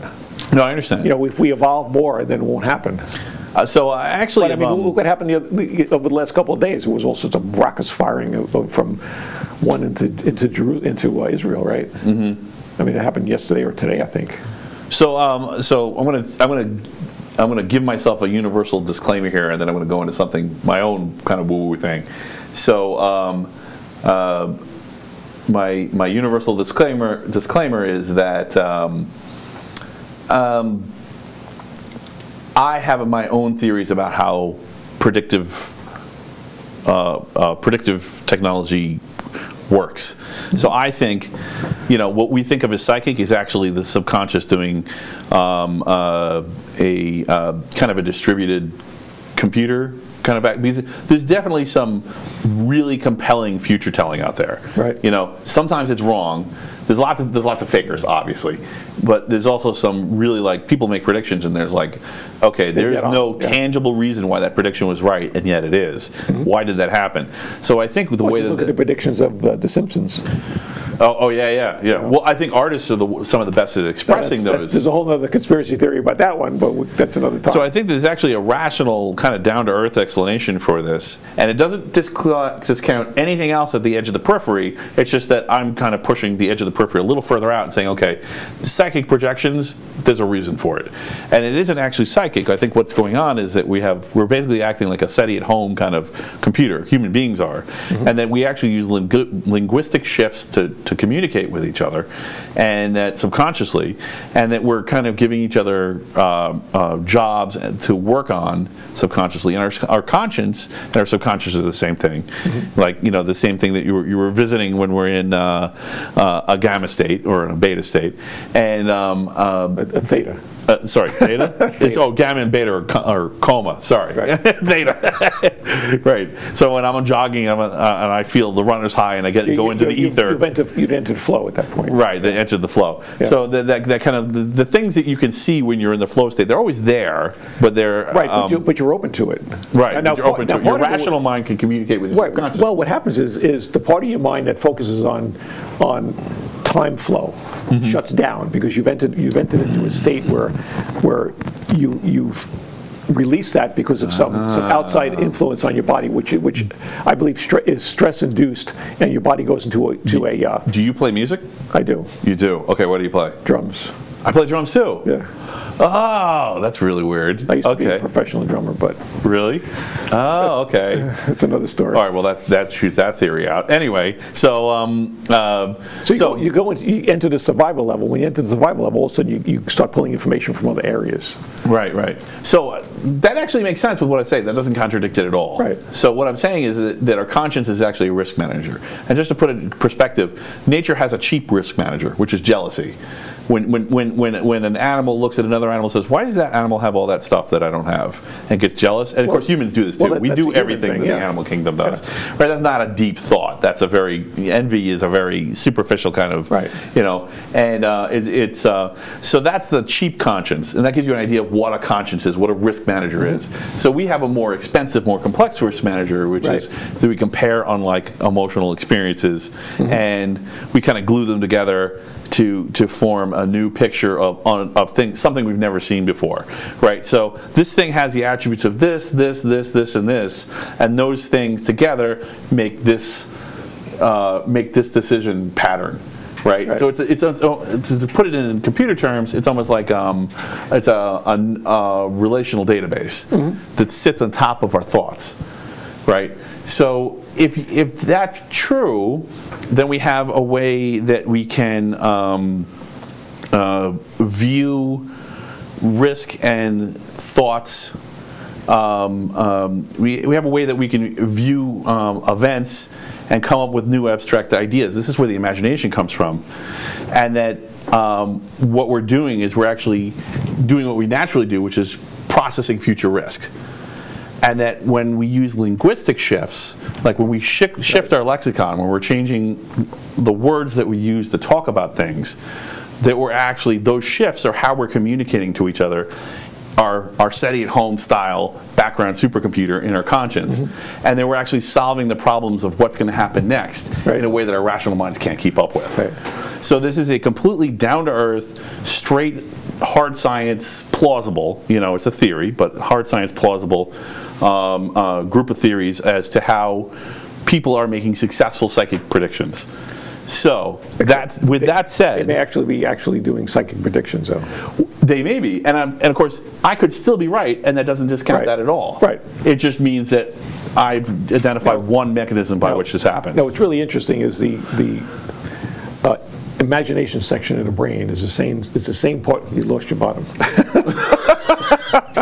Tide went out. It's the same part of your brain that is used to channel information from the center of the galaxy or wherever universal information comes from. Right. So I'm just describing a terrestrial, very down-to-earth mechanism. It doesn't rule out a celestial antenna. It's just this one possible way. So with that in mind, I've been following this thing called the webbots for a couple of decades, and they've been making some interesting predictions. They've made some spectacular predictions. It's really Cliff High. He's the core. He's a programmer. Yeah. And they're. I'm even more interested when they fail, when his predictions fail, and why it was wrong than why it was right.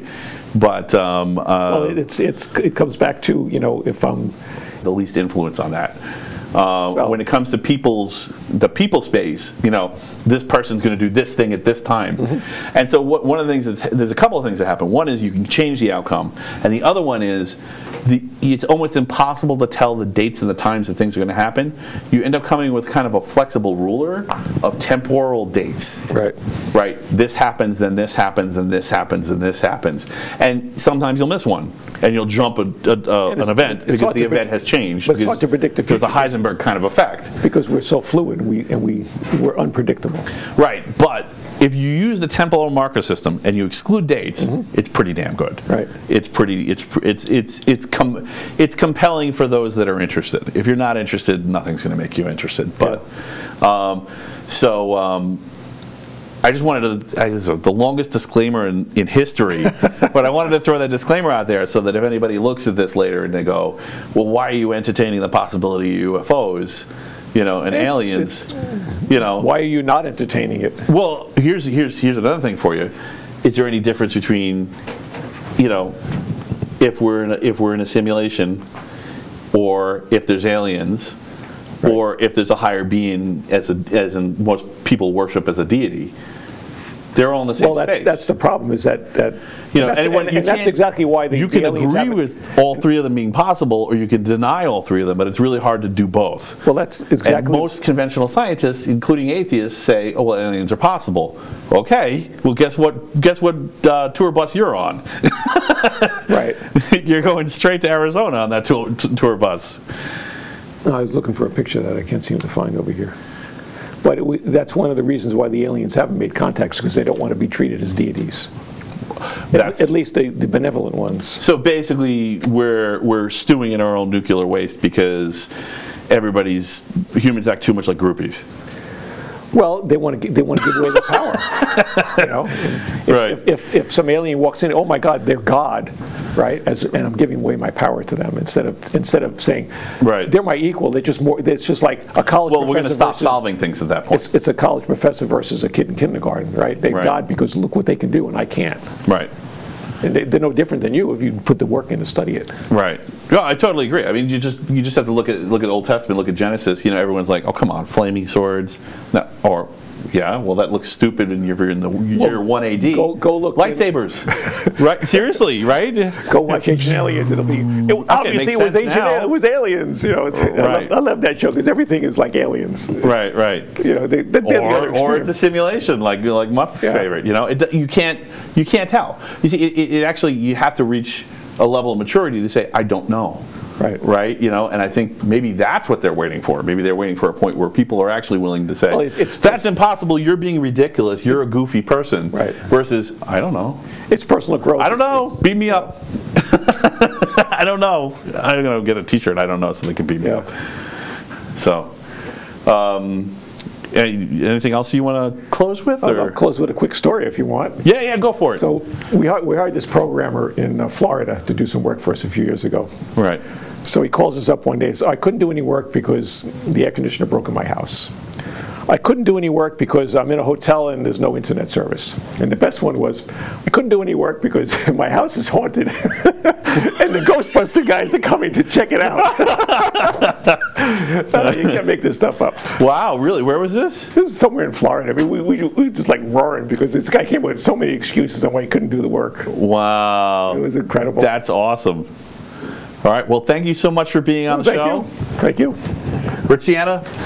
Look them up at, what is it, Rich Siena? RichardSiena.com. RichardSiena.com. 1 N. Thanks so much for hanging with us, and we'll see you next week, next Thursday, 8 p.m. sharp. Good night.